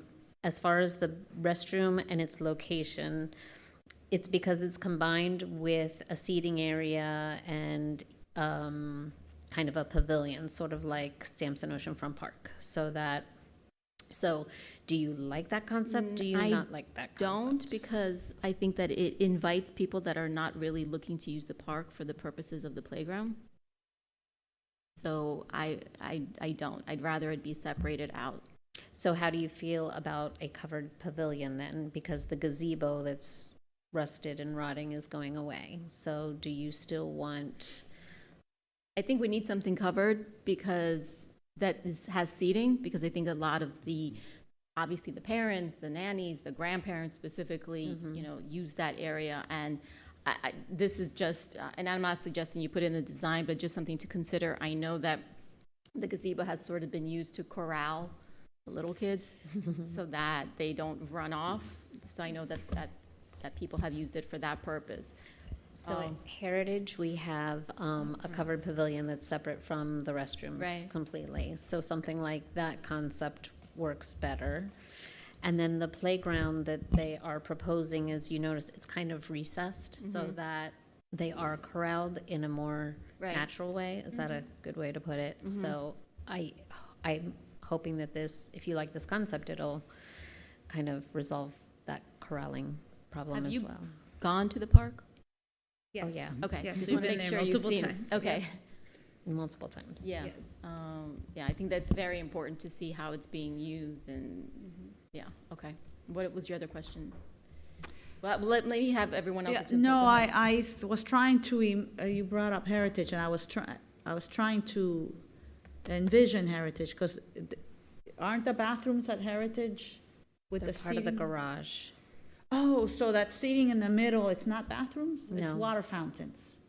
There's not even a water fountain. Or The just water seating. fountain Just at storage. Heritage, it's just a little storage room. With the tables around. Storage. Oh, I thought it was, yeah, but Right the in bathrooms between are the in the two garage. play Okay. areas. I don't love that area.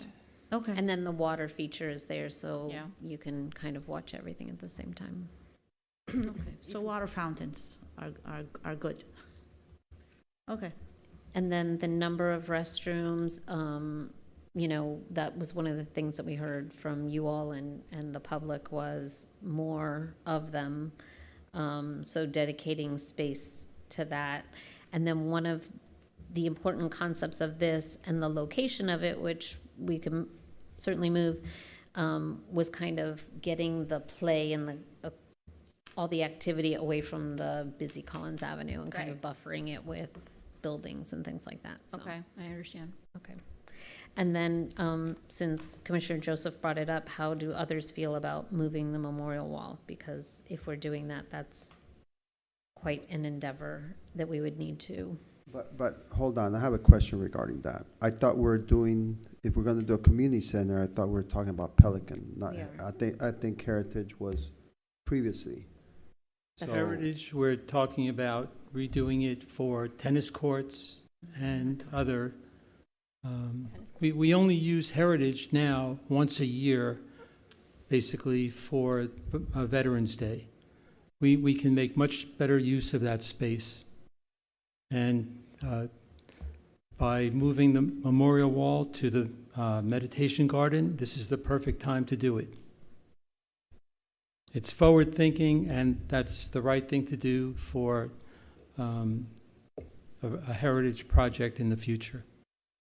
If we leave the memorial wall, then it's just in the way, and it causes us to not be able to use that park in any proper manner. Yeah, but the memorial wall it's a wall. I don't know how, I mean, it's not taking up space in the sense that if you want to put tennis courts or whatever you want to put in the middle and the area, you could still do it. I mean. But also, for Veterans Day, the town center is also a more centralized area for Veterans Day, and you would have a lot more people attending. Yeah, I mean, let's stick to this discussion item. We could discuss heritage and the memorial wall later, but I just have, going back to town center, I think we should keep some exercise equipment in there. Yeah. And regarding the memorial wall, I don't know. I mean, it's a wall, Jerry, so I don't know how, it's not in the middle of the park in Heritage, so you could still have your tennis courts there. But it's the use of the park. You would have more people attending at Town Center Park for Veterans Day even. I just don't see how that's relevant here. It's a matter of redesign. We're not really discussing. Yeah. We're not really discussing heritage. Like, nobody's talking about tennis courts or anything about heritage. I think it's fine. I don't want, and we finally have a meditation garden. It's nice. I think leave it. But there's plenty of room there for the wall. It doesn't make, and it's wall doesn't need to be moved right now. The area is being redesigned. Okay. Well, obviously I disagree. But it's just forward thinking. We're doing a redesign of a park. Why would you not consider everything? It's in being open-minded. It's not that I'm not considering it. It's that I don't like it. I've considered it. I don't like it. What were your other questions, Susan?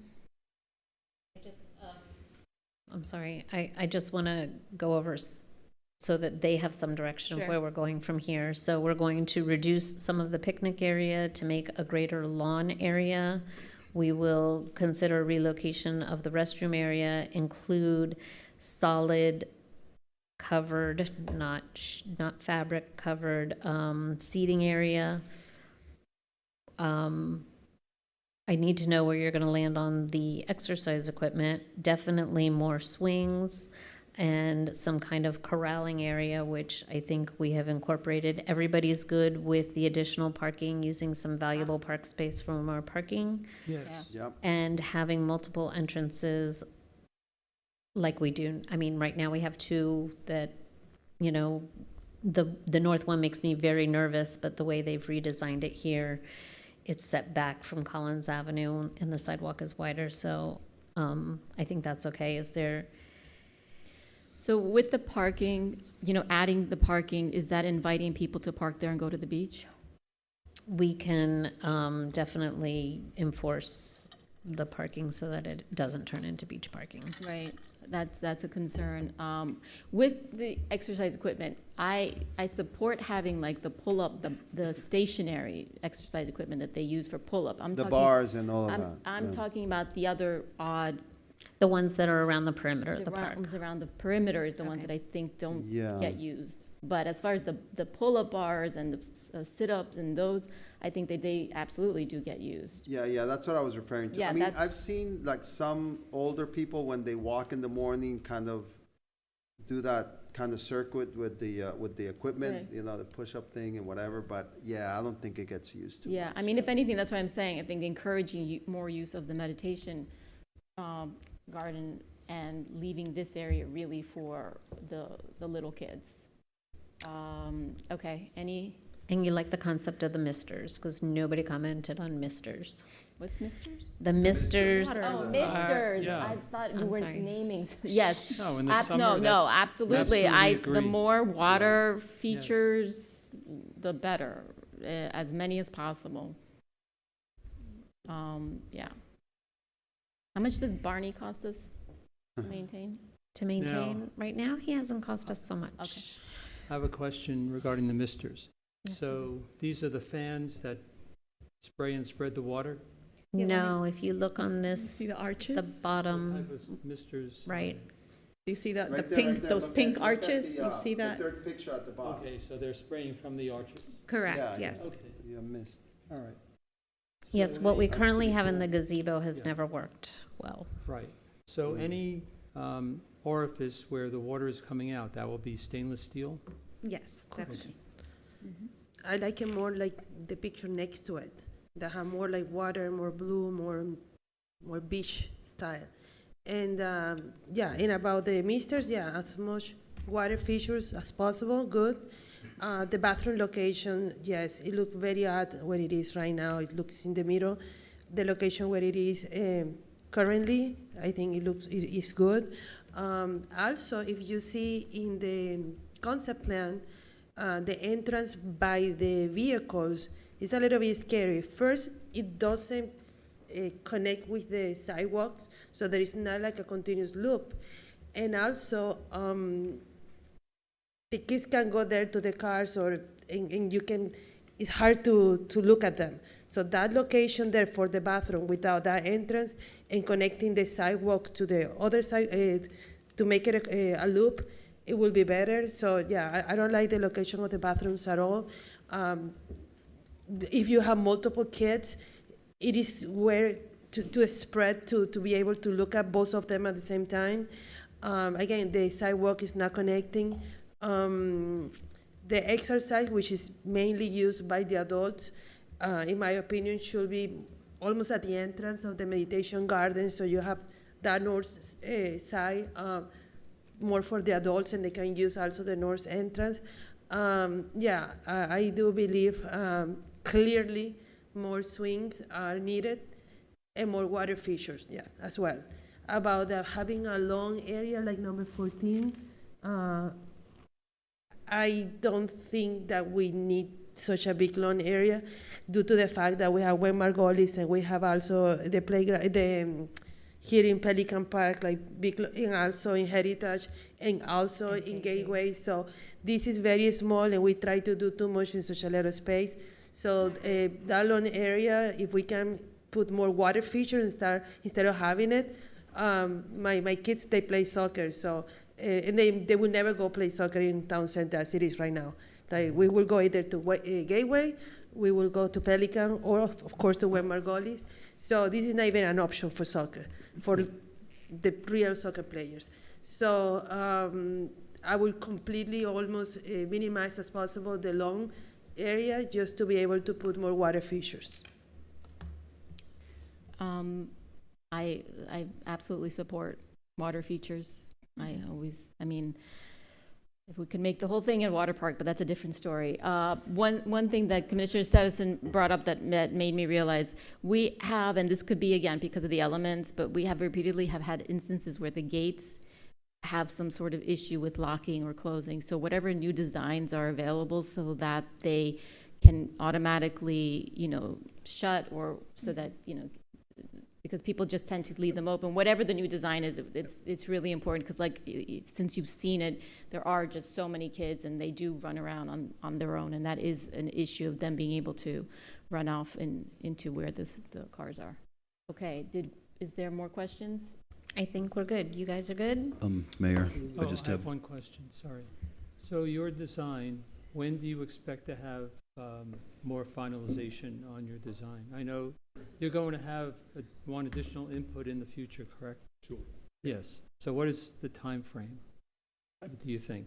We can do 4 weeks, 3-4 weeks from now. So we'll plan for the June commission meeting. We'll bring back the next June, the next phase. The next phase to you in So, June. Yeah, so how many phases are you expecting before we Well, I think once, have a next it go-ahead? would be a schematic. Yes. Okay, refining this, and if we have consensus from that, then they'll get right into construction drawings. Right, so, so finalization probably January, probably. We'd probably be out to bid by then, and yes, that's reasonable. Okay, thank you. Mr. City Manager had something to add. Mayor, would you consider the possibility of moving the sculpture so we can capture that area? I would, absolutely. Thank you. Anybody have an objection to moving the sculpture? Barney? No. Yeah, that, it takes up a lot of the area, so, yeah. Thank you. Thank you. The last thing, just consider seating area for the parents or the adults kind of in the middle or where is the playgrounds are gonna be. So, like I said, if you have multiple kids with you and one is in the swings and another one is in the slides or whatever, there is an area where you can be as an adult and be able to look See at everything. at the same time. Same with the entrance, to the exit and entrance, that you can see from where you are. I know it's really complicated and it sounds easy, but just thinking ahead of parents with multiple kids, small kids, that, like I said, they are going to be everywhere and you want to be able to see them. Definitely. We do have that incorporated throughout the playground, integral seating, so we know how important that is. Thank you. I had one question about the open lawn, because it seems to be some mixed reviews on that. Do we want to have an open space here? I changed my mind. I Okay. think that keeping it to that age group and keeping it, so that we're not, to the deputy manager's point, and to Commissioner Susan, not trying to do everything. Okay. Yeah, if there's other uses, specifically water. Yep. Feature uses. Yeah, because like you said, it is a tight area to have a lot of programming, so if we don't want to keep that open lawn, we can use it for other play elements. All right. Look Thank you. at Founders Park in Aventura. Yes. Yeah. I just also like They to have a lot of reiterate running space. that we're looking They to have a not bigger have the place, but restroom that predominant. They can run that gateway. We had, They can run on we the had it in street. the corner, we moved it, we'll put it Exactly. All right, thank you. Thank you. Thank you. Thank you. All right, next, okay, so we are at 5:10. We have quite a few items, all right, next, is everyone okay to keep going? Yeah. Good. All right, next item. Next Mauricio? one is 3B, a discussion regarding a request for waiver of the sponsorship requirements. Okay. Commissioner Joseph? Sorry. Yes, okay, so we have the Miami-Dade League of Cities. Hold on. Yes, so Miami-Dade League of Cities, we're looking for sponsorship by the city. Okay, Is that it? So, does anyone have anything to add? I'm not in favor of waiving the sponsorship because I think we have the process in place for a reason. But that's just my personal opinion. If we wanted to buy single tickets to the event, I think we should. But ultimately, $5,000, I'm not sure what the municipal purpose of it. okay, I don't think they really need us, so. Right. Okay, so then I just brought it up, so we'll buy just separate tickets then. I mean, unless anyone feels strongly about sponsoring it. Hold on, we have sponsored in the past, and what has been the process? Have we waived it in the past? I mean, if I We didn't recall have- correctly, we. Have a deputy manager answer that. You didn't have this process last year. Oh, okay, okay. It got yeah. approved after that. All right. So the league is not gonna obviously fill all of this out. I mean, it's a- Correct, they are not, which is why there was the request to waive it. Yeah, but I think that if we would like to sponsor something, and I don't know. I don't know, my point is, I don't know the municipal purpose of sponsoring this. If we want to be there as a city to support, we can buy individual tickets if they're selling them, but they're not, they don't seem to have a dire need for the sponsorship. They have plenty of sponsors. No, I understand that. So I'm not sure what the purpose of it would be, besides just writing them a check.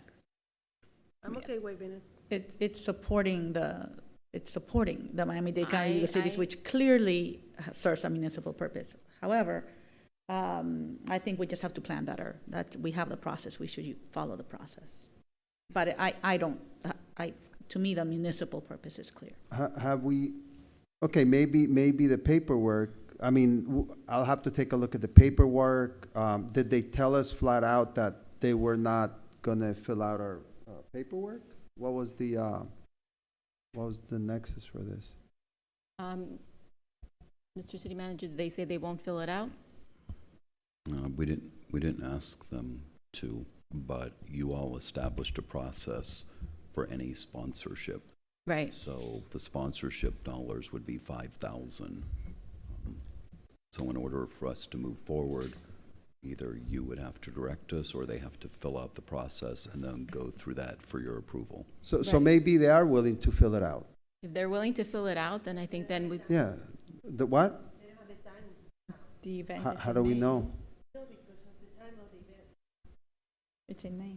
They would have to fill it out and it would have to come to you as a resolution, and that would have to be tonight to make it Okay. in time for the event. Yeah. That's what I said. I'm okay waiving All it right, so for this maybe for time. next, yeah. Yeah. I mean, I'm okay waiving it for this particular, event, but, moving forward, we'll just have to make sure that, we send out the paperwork. I mean, if they're trying to get our money and, they're trying for us to buy a sponsorship, I don't see why they should not be willing to fill something out for money.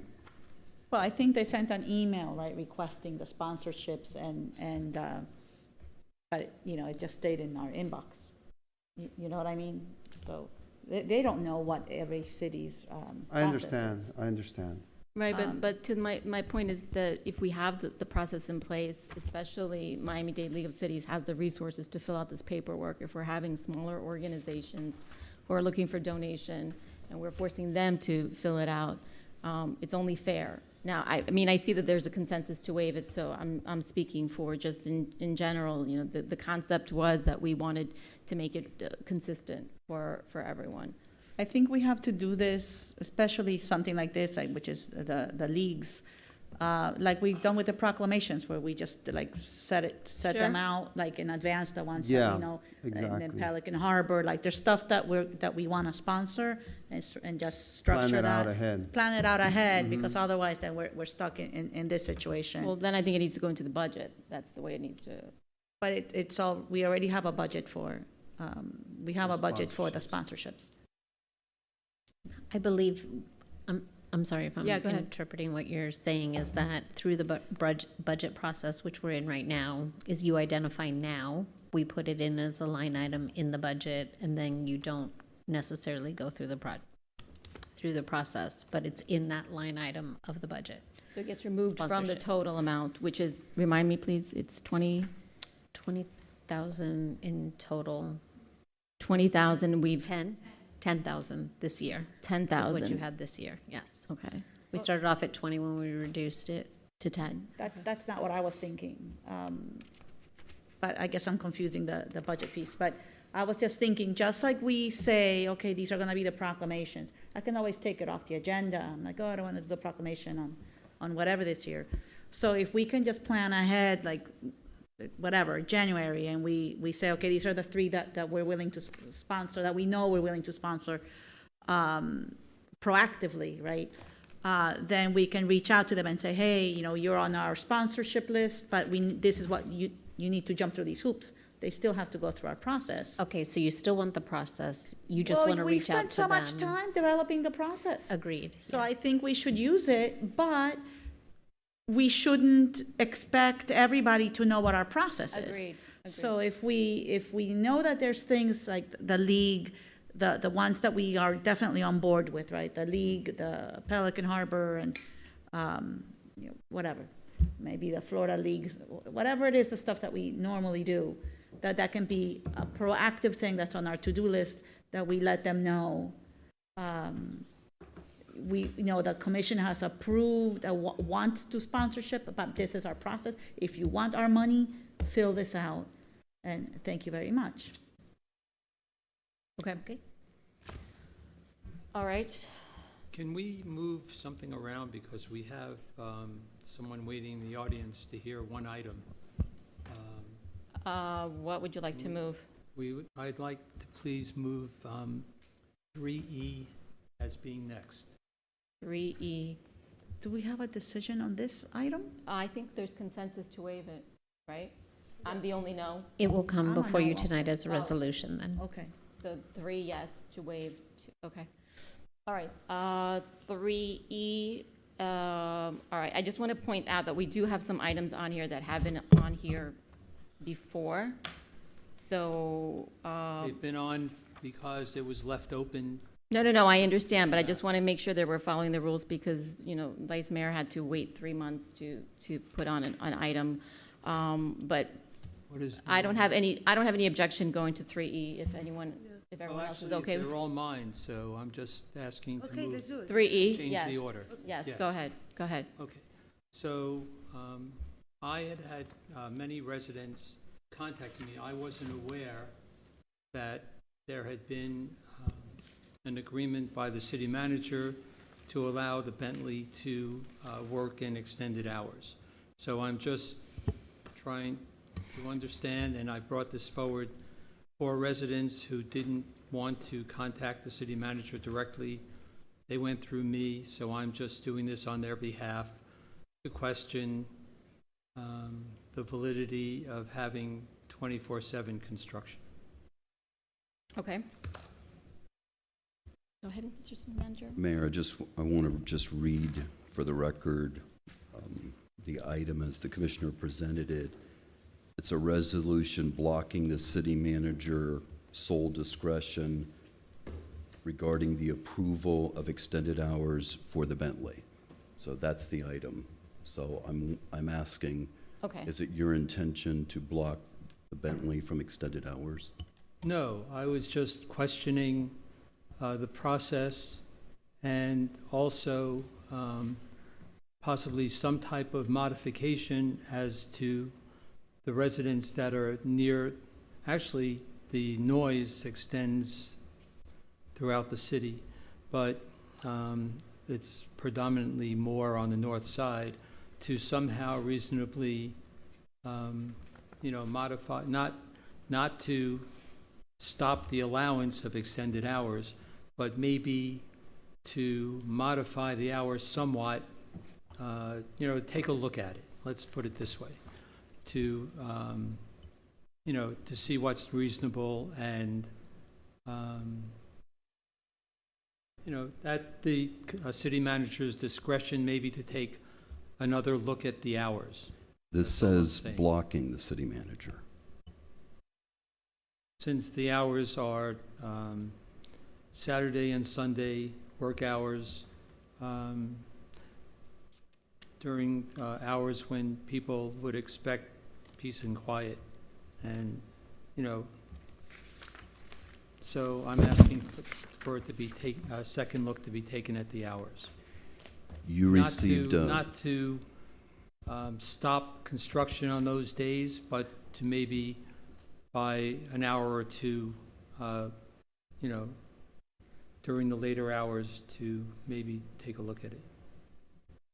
Okay, you received a complaint and I asked you to forward to me and you explained that you would handle it yourself. No, I did not say that. So is this? I said okay. that the reason these people who complained to me had your number, they chose not to go through you, to go through me because they wanted to remain anonymous regarding any type of backlash. Okay, because the resolution says to block the city manager. So Mayor, No, I'm a little bit confused. I'm getting confused too. That Let's was start a over. typo. Commissioner Joseph, can you just please My clarify? intent was not to block it. It was to reasonably modify it as to the later hours. Okay, so then would you decide what the hours should be? Would I? Because you're suggesting No, that my I'm discretion asking- be blocked. No, I'm removing the word blocked. I'm asking for it to be taken a second look at as to reasonable hours. Okay. Any comments from the commission? Oh, what are the hours right now? What is the definition of extended hours? And what are regular hours and what are extended hours? City manager.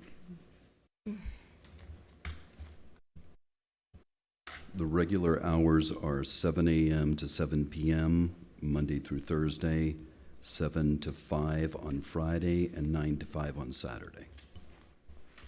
And how about Sunday? Nothing. And what are the extended hours? Sorry, isn't there a Sunday included? No, there's. Let's. Regular, there's no Sunday. And the extended hours are Currently, what? we've allowed modified hours to include deliveries, so it varies throughout the day, but it also includes Sundays.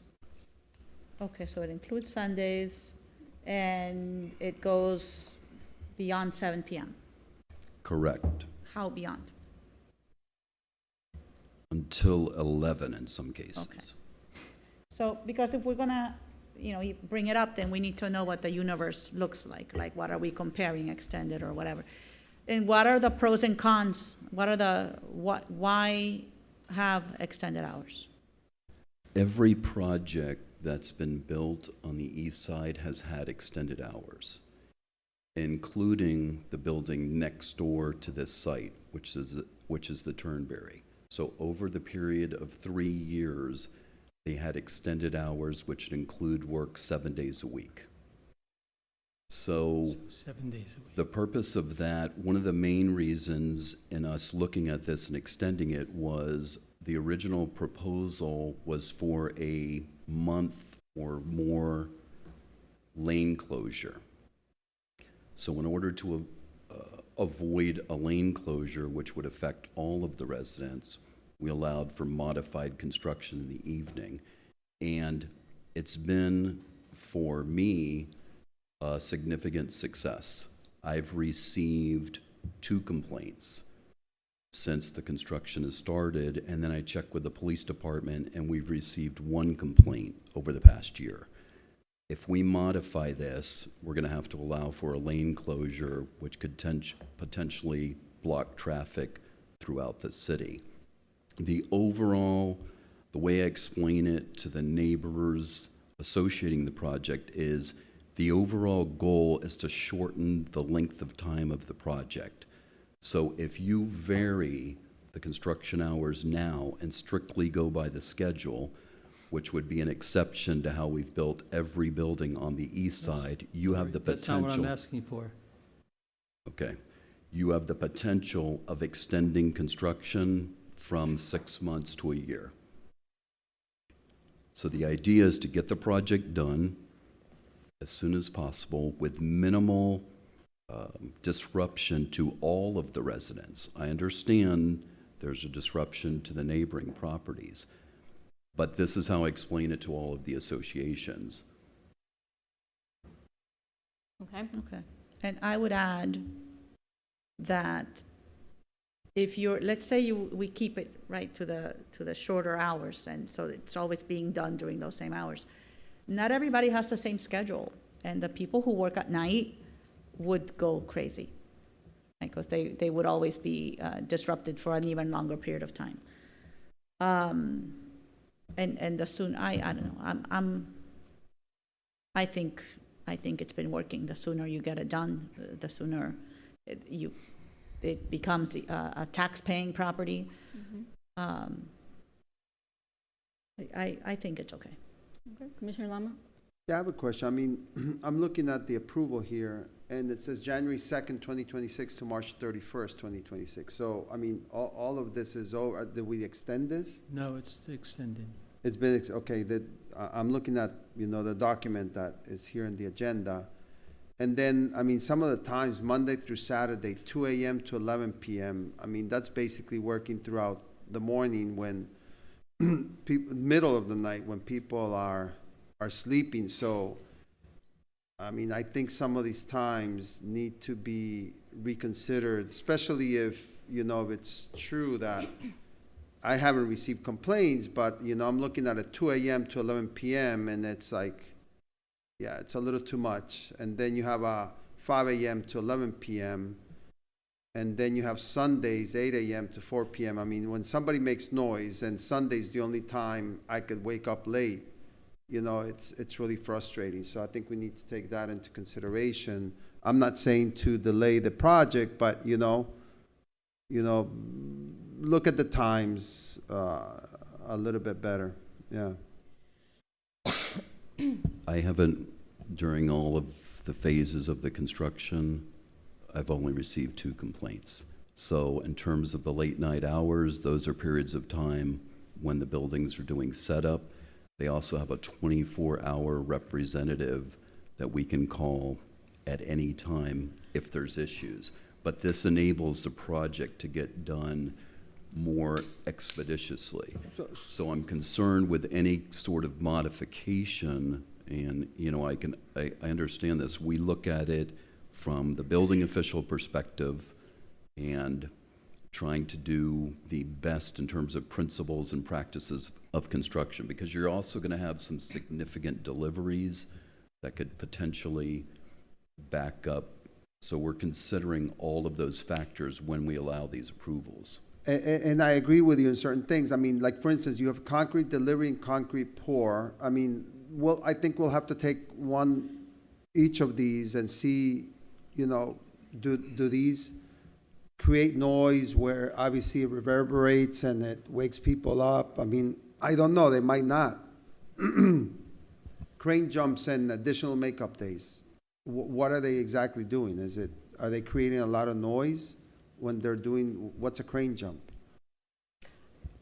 I think that the manager's point is that all of this is being considered, and so I don't feel like very comfortable analyzing any of this. That's why we have professionals to do that. And I'm with the Vice Mayor as far as getting this done as quickly as possible. I also have not had any complaints, and I live in the neighborhood. Yeah, I haven't had complaints, but I mean, I think if they're, depending on the scope of work, they need to be considerate, right, of the neighbors. So, if they're doing work where they're not drilling, they're not making noise, then I'm okay with it. I'm just saying we need to get into the specifics. And at this point, I don't know what these, I don't know what this is. I mean, concrete delivery, I don't think it makes noise to deliver concrete, no? And that's fine, because obviously during the daytime, you don't want the lane to be blocked if they're delivering concrete. But I don't know what a crane jump is or additional makeup days. I don't know what they're doing. So I just need, I would like to know more information on So it. the code under Chapter 193 delegates that authority to the city manager. Right. So if you want changes to the hours, you would have to direct the city manager to do that. May I say something? Go ahead. We have a construction now that we just approved, 64-story building between Armani and Ocean 2. So you have those buildings that are going to be under this same issue, where you have reverberation between these two buildings, and you're going to have no peace for a lot of people during that construction. So I know that people on the south end of the city don't hear the noise, but there is a lot of noise. Yeah, I don't know, because I don't know what's happening. I haven't heard complaints. You mentioned reverberation, but I don't know if they're drilling or what they're exactly doing at that time. If they're setting up right now, delivering stuff, it's okay. now they're pouring for height on the tower. So you frame the rebar in wood, okay? And then after the pour, that holds the concrete in. And then after the pour, you have to bang off the wood because it's stuck by the concrete, okay? And that banging off of the containment material makes a lot of noise. Yeah. Okay, so I would just direct the Mayor. city manager to, go ahead. I'm sorry, sir, go ahead. I would just direct the city manager to, obviously be monitoring the situation. And if there's noise, the that city is. manager doesn't live in the city. He's Well, no, well, I'm not far saying away. the city He doesn't- manager, I mean his staff, Jerry. Well- I mean, let's. Yeah, I Okay. monitor it 24 hours a day. All right, so, Mayor, asking for a Mayor, I large just wanted, modification. Yes, please, I go wanted to ahead. make one more point. A number of years ago, to eliminate things like this, the state statutes regarding code enforcement were revised to state that we do not accept anonymous complaints. So I don't know who the anonymous complainant is, but I've only received 2 complaints. And construction is ongoing. We've not affected traffic on Collins with this significant construction project. And I would say that this is actually, so far, a good model for construction going forward. They have a good neighbor agreement with the neighbor next door. They've been advised of all of the construction hours. I've spoken to some of them. as well as the manager. So I'm not advocating, I'm just saying we consider all of these factors in these approvals, including we're only approving them 3 months at a time. Right. And so there's also a clause that if there is a significant issue, I have the ability to revoke those hours. But so far, through a number of these projects, we've worked well together. Any issues I've had, to Commissioner Lama's point, including late in the night or early in the morning, we've required a 24-hour representative that I can make a phone call and have it rectified. Okay. All right. All right. It's 5:32. Are we okay to keep going? We're gonna. So, all right. Let's go one by one and see how many we can. Go ahead. So the next one Okay. that we have is 3C, suitable locations for car carriers. Yes, so we had this on last month, we spoke about it, and we need to have some type of resolution. Has anyone been delegated to look into it, Mr. City Manager? In Mayor? the past month? Yes, please go ahead. We've brought the item back. You asked that it be brought back. We brought it back in the original form with the original locations. No one has offered us any additional locations. Okay, so for me, I believe that for the south end of the city, it makes sense to have the yellow marked area on North Bay Road, which is a wide enough area for a semi, as the staging area for that part of the city. We have to then just resolve a place for the north end. The three locations are North Bay Road. So which specifically you are talking about? We have the three of them are North Bay Road. Yeah, so on North Bay Road, down by Plaza of the Americas. Nope. Okay, 16900. Okay. It's the widest area, and you have the median, yellow marked median, which would be the staging area. It's safe, and I believe that's a sensible area to have that, the pickups. Okay, There are really so not a lot of places in the city. I disagree. Yes. Well, Okay. And this is my take on it, Jerry. I think if you pick a spot, we do get the car deliveries, but they're not every day. So if you pick a spot, you're going to disproportionately affect that, whatever area it is, whatever spot is chosen. So I think it's better not to have a resolution. And that way, the problem is distributed. And if it happens to happen in front of Plaza of the Americas, it happens in front of Plaza of the Americas. But if you turn that block into a truck stop, that's going to be very displeasing to everybody in that area. You have 800 units in Plaza of the Americas alone, plus Intracoastal, plus Porto Bellagio, plus Beach Place. All of those families, all of those people, their quality of life is affected if that's where you decide that all the trucks are going to come, right? There's not all those trucks. There aren't that many. Exactly but- my point. but when There aren't that is- many. So but when there is, and you no. designate, and they always come to the same spot, whether it's there or the front of your house, But nobody's going to no. want it. If Always I in the had- same if spot. Let the vice mayor finish. So Sorry. we're If I had running. an area like that in the north end of the city, I would be happy to have the I trucks come think there, the but front we of your don't. house is perfect. Okay. I think that road is perfect. There's very little traffic. There's, Where is that? houses in front of your house. So like that street right in front of your house. You can put a semi. No. There's You're- individual houses, so it's not a lot of families, Yeah, and you can okay. just drive around the truck with No, no problem. you- But this is my point, Jerry. Like, you wouldn't want it in front of your house, and I wouldn't put it in front of your house. But there is no median in front of my house that's Whatever, wide there's like room. You on can North walk Bay around. Road. You can, And the anyway, people like can you drive said, around you're it. getting trucks there in any regard, and there aren't that many. But you Exactly still my have- point. So then you but don't you need a still have resolution. people transporting their cars from Porto Bellagio and And Golden Plaza of the Shores. Americas. They're not going to come to that area. we're going to look for a northern area as well for staging. Well, my position is not to have a resolution and let it be Well, wherever it's gonna be. Then it's haphazard, and it's just not, it makes no sense. Then I want it in and Golden doesn't Shores. solve anything. I want it in Golden Shores. So we cannot enforce right now because we don't have a location. And we have to pick a location so we can enforce. So I'm okay voting or giving direction for one specific location for this. Because that's the issue why we cannot enforce. And right now it's a free-for-all. They can do anything they want, whatever they want.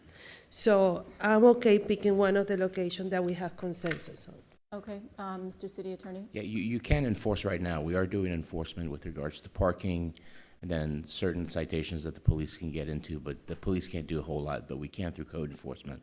We're just limited on what we can charge based on Miami-Dade County regulations.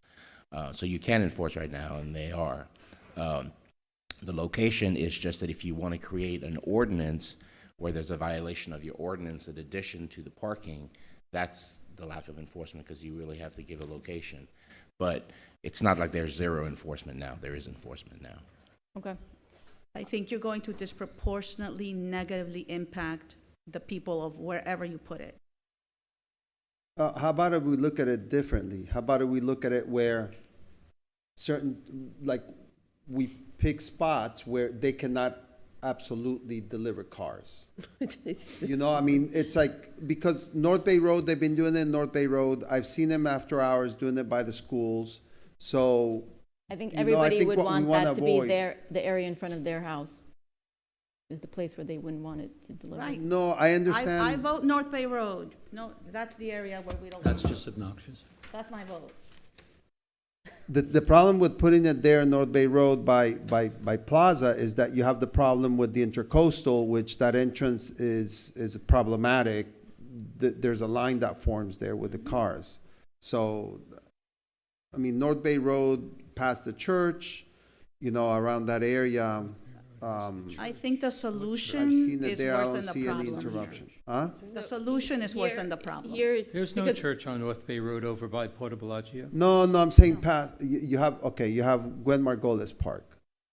That's not. I'm an not talking appropriate about area. Porto Bellagio. I'm talking about North Bay Road on the other side. Yeah, but that's not an appropriate area. Listen. They do deliveries there. Well, we have to stop it, that's why. It's not I a don't safe see, area. I haven't seen any interruption when they stop there. The cars just go around and. They go Yeah. around, it's And only a matter of time before there's an accident. So the problem we have is that we don't have a consensus on the place. Well, that's It's the why same it problem we keeps had coming before. back, because it's. So let's get a we place. need to require It's simple. a resolution. That's why it comes back I'm every okay, month. Yeah, I'm okay picking a place. And whoever's going to get affected is going to be affected. It is what it is. I'm not in support of picking a place because I think that I agree disproportionately affecting one area of the city is just going to create a much bigger problem. I do not like it when they're in Golden Shores. It irritates me. I call the manager. It's bad. But at the same time, it's going to be then in front of somebody else. So this is another. So we got to kick pick the a can down the place road. Not a where kick the there's. can. This You don't is have to pick anything. this is Yes, not- we have You to. don't have to pick anything. You can leave it alone, and it is what it is. All right, we'll deal with We, it. we have rules and regulations for everything. This not because it affects you personally, doesn't make any sense. It's not just me personally. Yes, It's we, the we, entire area. we You have keep- we hundreds keep of giving- families. Since I've been here, we keep passing laws and laws to restrict more of the will of the commission and giving it to the staff. So now that we can continue doing what we've been doing consistently, but it affects directly to one of the commissioners, now suddenly we don't want to do it. This doesn't make any sense. We pick a place, that's a place, it is what it is. I don't think that's a fair statement. It's not affecting Yeah, one right. person in particular. There's a lot of people that live there. All right, so what do we need for this item? Nothing. It doesn't move, correct? Okay. And All right. Mayor, just for point of clarification and procedurally, the item won't come up again next month? Because No, we I- don't have consensus, No, or I is it going to think come we up need to every stick to month? our rule of 3 months. Well, Otherwise, we're going to be sitting here, all night talking about the same things that we can't all come right, to so a anyway. consensus on. We'll bring it up in January. Okay. That's not 3 months. Yeah. Okay, next item is 3D, enforcement and compliance of city ordinances. Okay, so we I'm have. sorry, 3D. Okay, yeah. Mhm. Yeah, so we have the same issue. We were supposed to speak about the dogs in the park and on the beach. Have we had anything with code enforcement regarding that issue since last month? Mayor? It was, Yes, I please go think ahead. the We entire We discussed commission. this last month, so I'm not sure what the question is. There was supposed to have been code enforcement looking at how we could resolve the issue of dogs on the beach. Remind me, please, we voted on an item. You actually were the one to say, let's bring it up next month. In the meantime, code enforcement will look into the dogs on the beach and how they can further regulate it and stop the dogs from I think going we on the are beach. all agree that we want to make sure that Yes. code is looking into the dogs on the beach. So what's occurred in the last month, that's why I brought it up again, because that's another issue that gets kicked down the road. Mayor, Mhm. we do enforcement for dogs on the beach 7 days a week. Okay, so We've this been was. doing it, and we continue to do it. So to include that in your report? But I was told that. It is included in my report. Okay. I was told that we still have the same issue.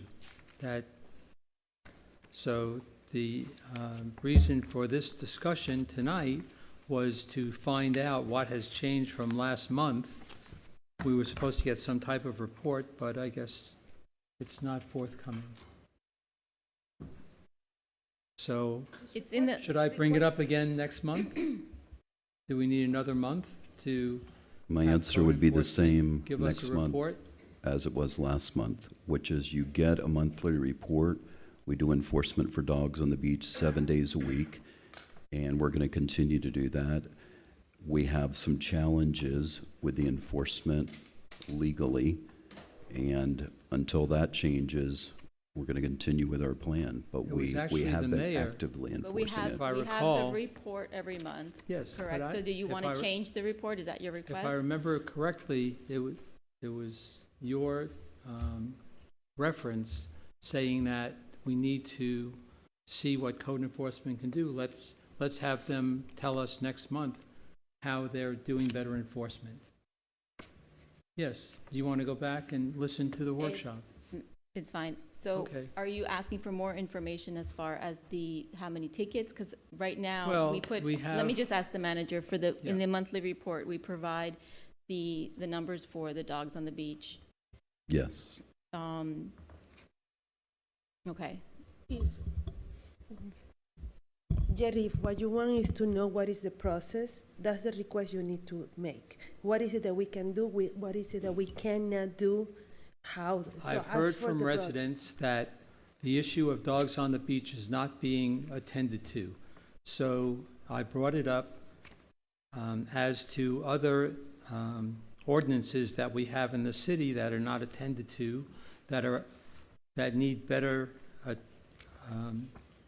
If may I? maintenance. So I want to understand, see, if I am in the beach with my dog is in the water with me, it's not a service dog, what are the consequences? For me personally, I'm there with my dog, swimming on the beach. What will be the consequences? Go ahead. Mayor? What is the process? Yeah. Julio?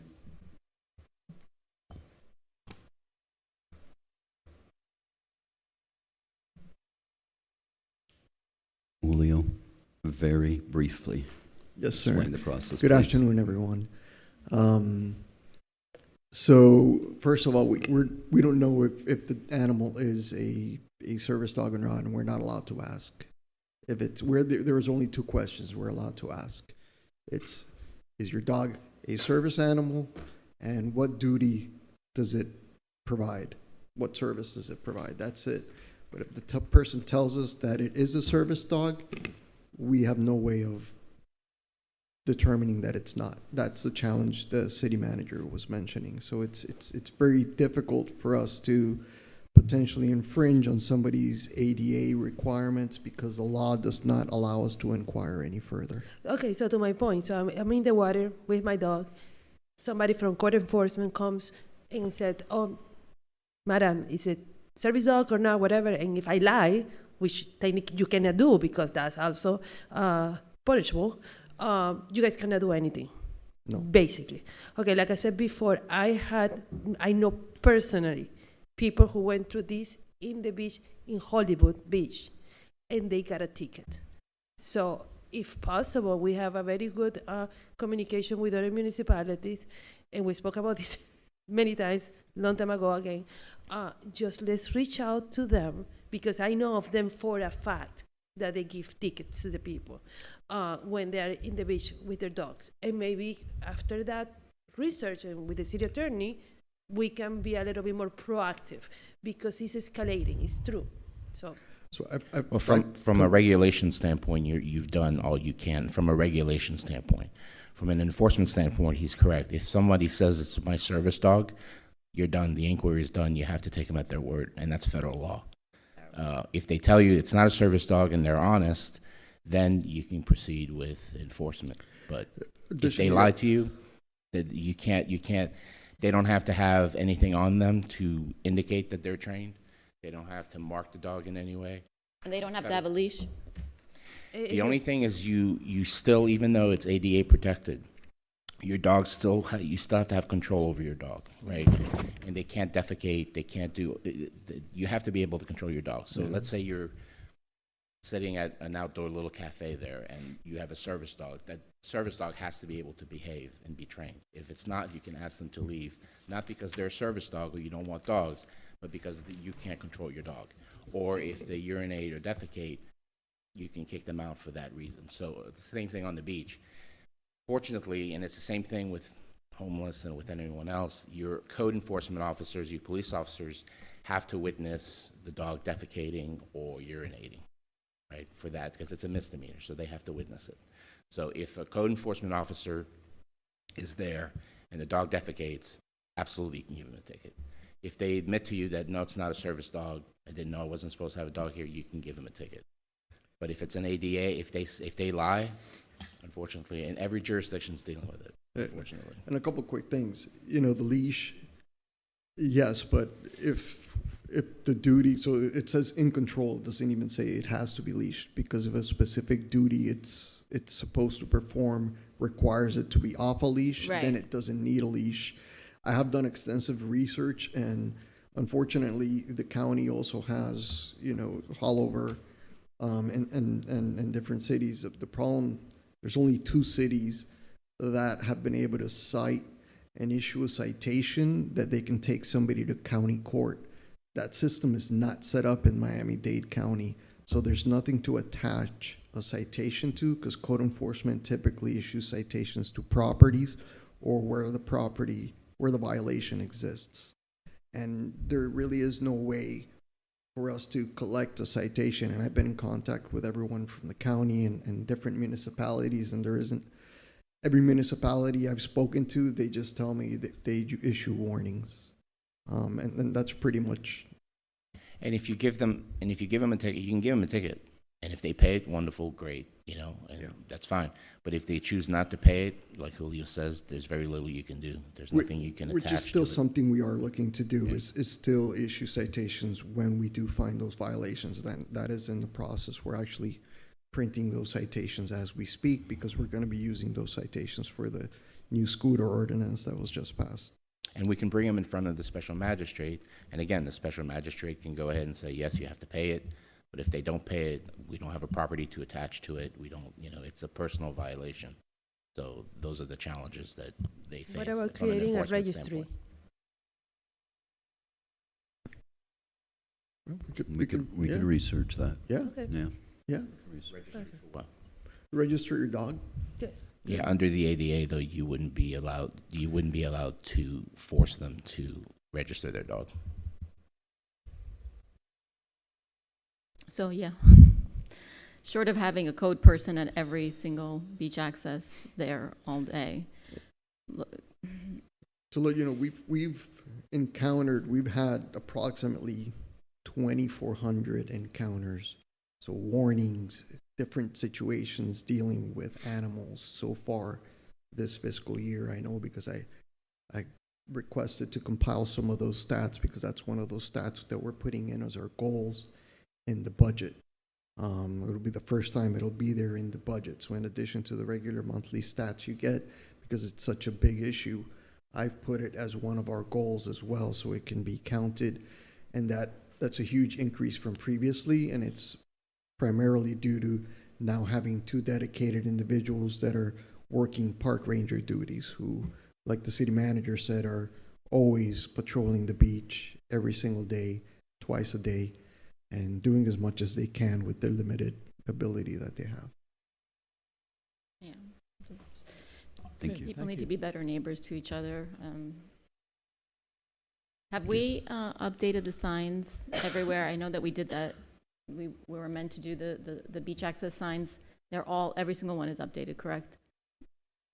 There was new ones. Some of them were old, remember? They're all say no dogs. Yes. All of them. They say service animals. And I think that our garbage cans had something on there as well. The ones on the beach have the symbols, yes. It's a graphic. But I think some of them are a little faded. He just ordered some new ones every Okay. year. He replaces Neat. to a limit. Can we do some social media push or something just to We remind? do frequently do social media pushes on dogs. I believe we did one right after the last meeting. Okay. Okay, there is this, in my kids' pediatricians, in Pediatric Associate, there is this sign, and it says Service Animals Policy. Only service animals as defined by the American with Disabilities Act, the Department of Justice, and Florida statute are allowed in our premises. No pets allowed in this facility. Owner's responsibility.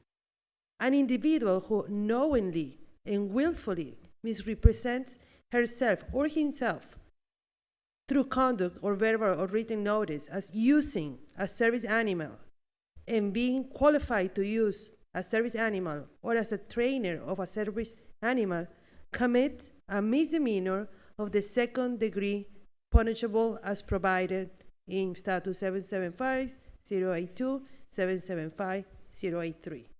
So maybe a big sign. We've with put that in our signs. Actually, we created a warning last year that's like a pamphlet, but it says warning on it.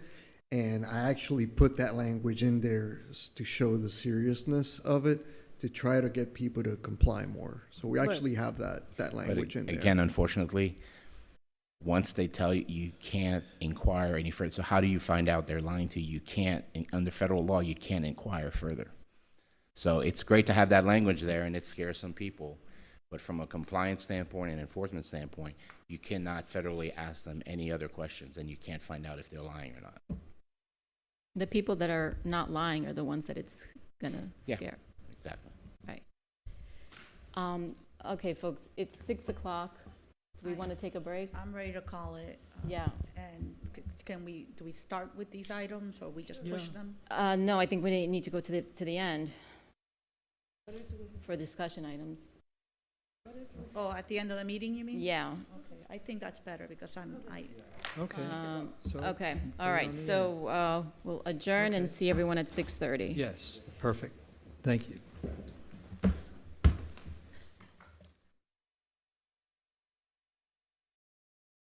Victims much quicker than we ever could have. Being an extra set of eyes, they can be there in literally seconds.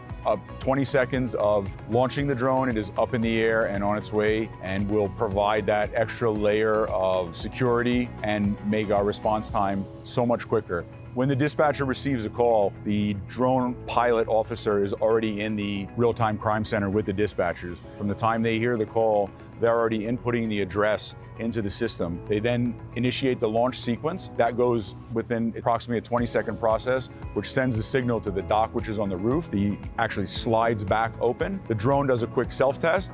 It launches itself in the air, orients itself, and then starts to fly to the call that we've dispatched it to. With its technology, it's able to navigate around obstacles, get there the most expeditious route that it can.